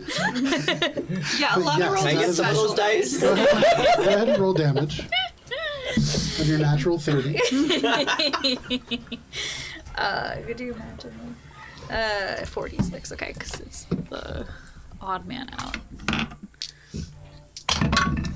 What if you just rolled like the tens of the D100 and you're like, I rolled a natural 13 points of radiant damage, and they are glowing. They are, however, they don't seem to be taking the full amount of radiant damage as you would expect. But anything else, Minka? All right, that was my movement, my action, and I've been hesitating on the bonus action, mostly because. Sorry. Screw it. I'll channel the stars, and I'll channel the archer, and I'll hit this guy in the back. Okay, so sorry. go ahead and make your attack roll. The light in here is already relatively bright from the orb of non-detection and from the alarm kind of pillar going off, but for Minka, adds even more radiant light to this space. That is a 20 to hit. 20? 20 is a hit. Okay. Alright, and that is the d8s. Alright, yes, it's 2d8 now. Ugh. Every one of the features that I use uses a completely different set of dice. No, I know, Forget that's which the word. one does which. I'm playing a caster and a bunch of like marshals right now. It's terrible. Using So- 4 different damage dice. 18 points of radiant damage. 18 points of radiant damage, and that's just to one of the regular guards? Yeah, one of the ones that just joined the fight. Okay. So No problem. That seems to do the full amount to them. Anything else, Minka? Nope. Okay, you skirt around to the side. You see this guy, but at the same time, you fire towards the rest of the group. That is your turn, Minka. That brings us to the Master of Confidences. So, from where they are, you can see they like look up at you, Alina. They squint their eyes. They try to take a measure of what you are capable of, and they are going to go ahead and they are going to cast. They're going to point their staff at you. They're going to squint their eyes. They're going to grit their teeth, and they're going to shout, "Magic Missile!" And they're going to cast Magic Missile with their highest remaining spell slot, which is level 5. Oh. That is going to I pew, don't pew, pew, know pew. shield. Let's go look at how many this is. There's 3. This is not going to be pretty. Okay. Alina. That's surprisingly not bad. You are taking a grand total of each dart. 39 points of force damage. As this strikes you, there is a total of 10 of these little darts that just kind of float out and away and just again and again and again, just striking you again and again and again. Ow, ow, ow, ow. That is their attack. They will then turn.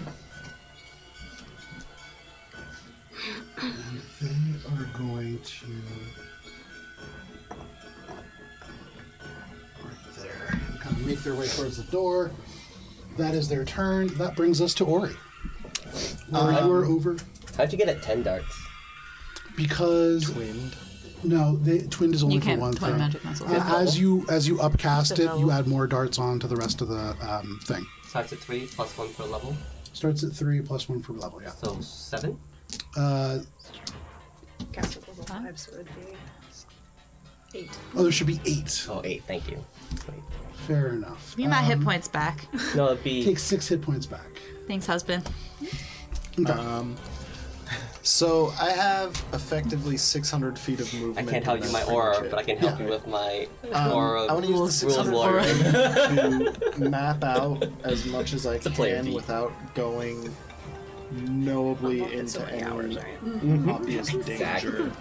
I guess because my perception stays the same, right? Correct. Okay, so yeah, like being aware of traps as I can be, using my movement to.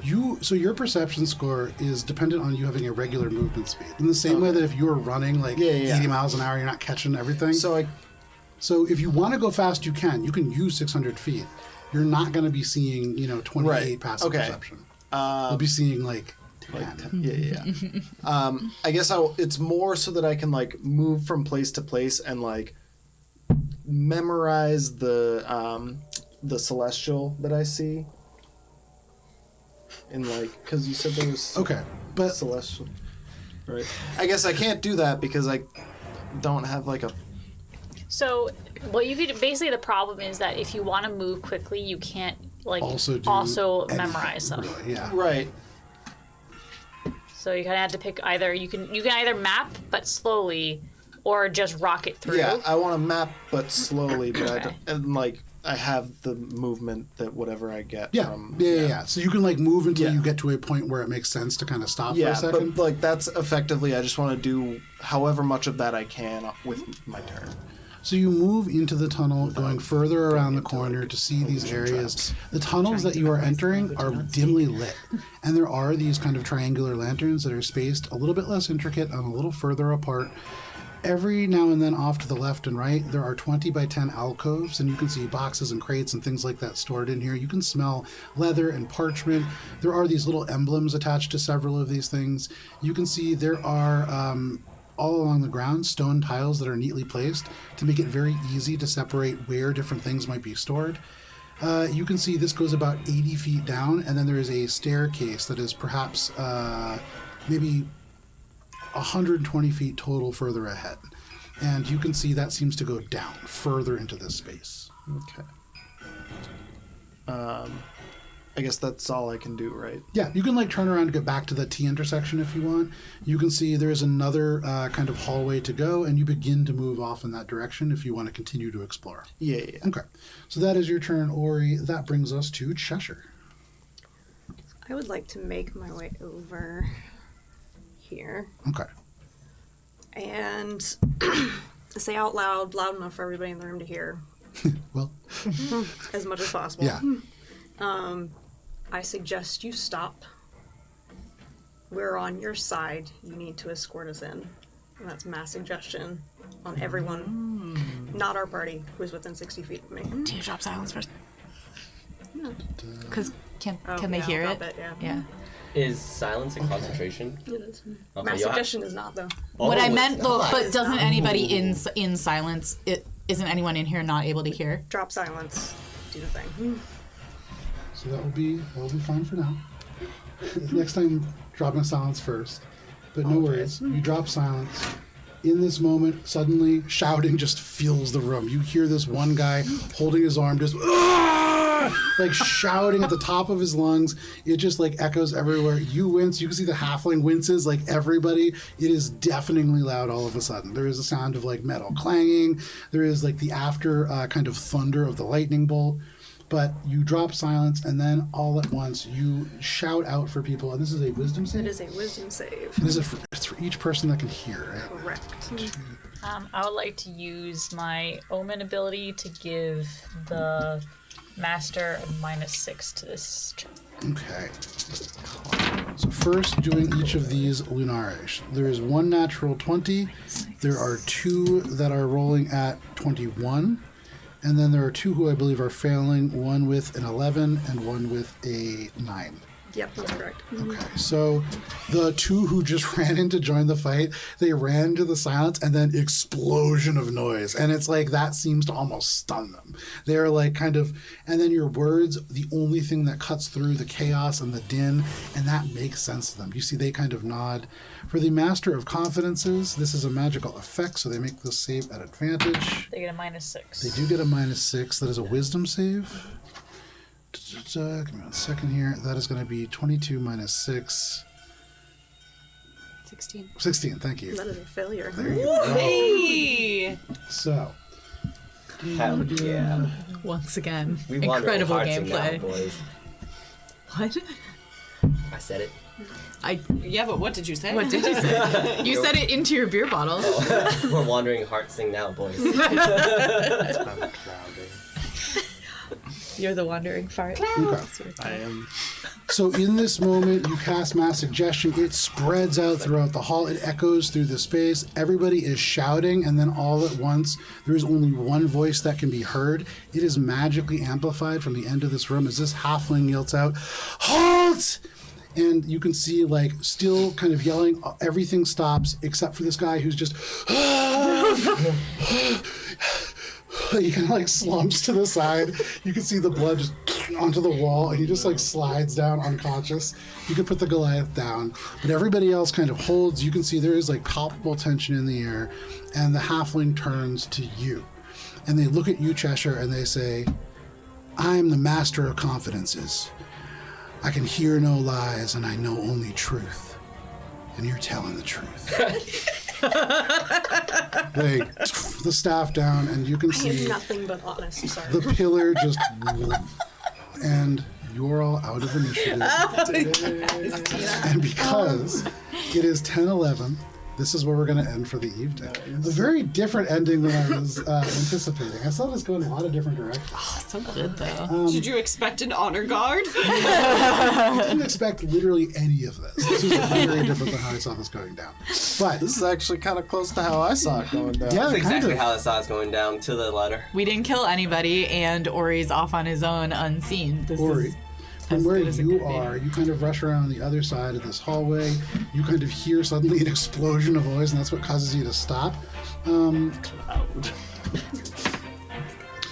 Nobody who is in and around the corner seems to be capable of hearing. They're all engaged in some pretty spirited conversation, and so they are not catching the shouting from behind. But, give me 1 second here.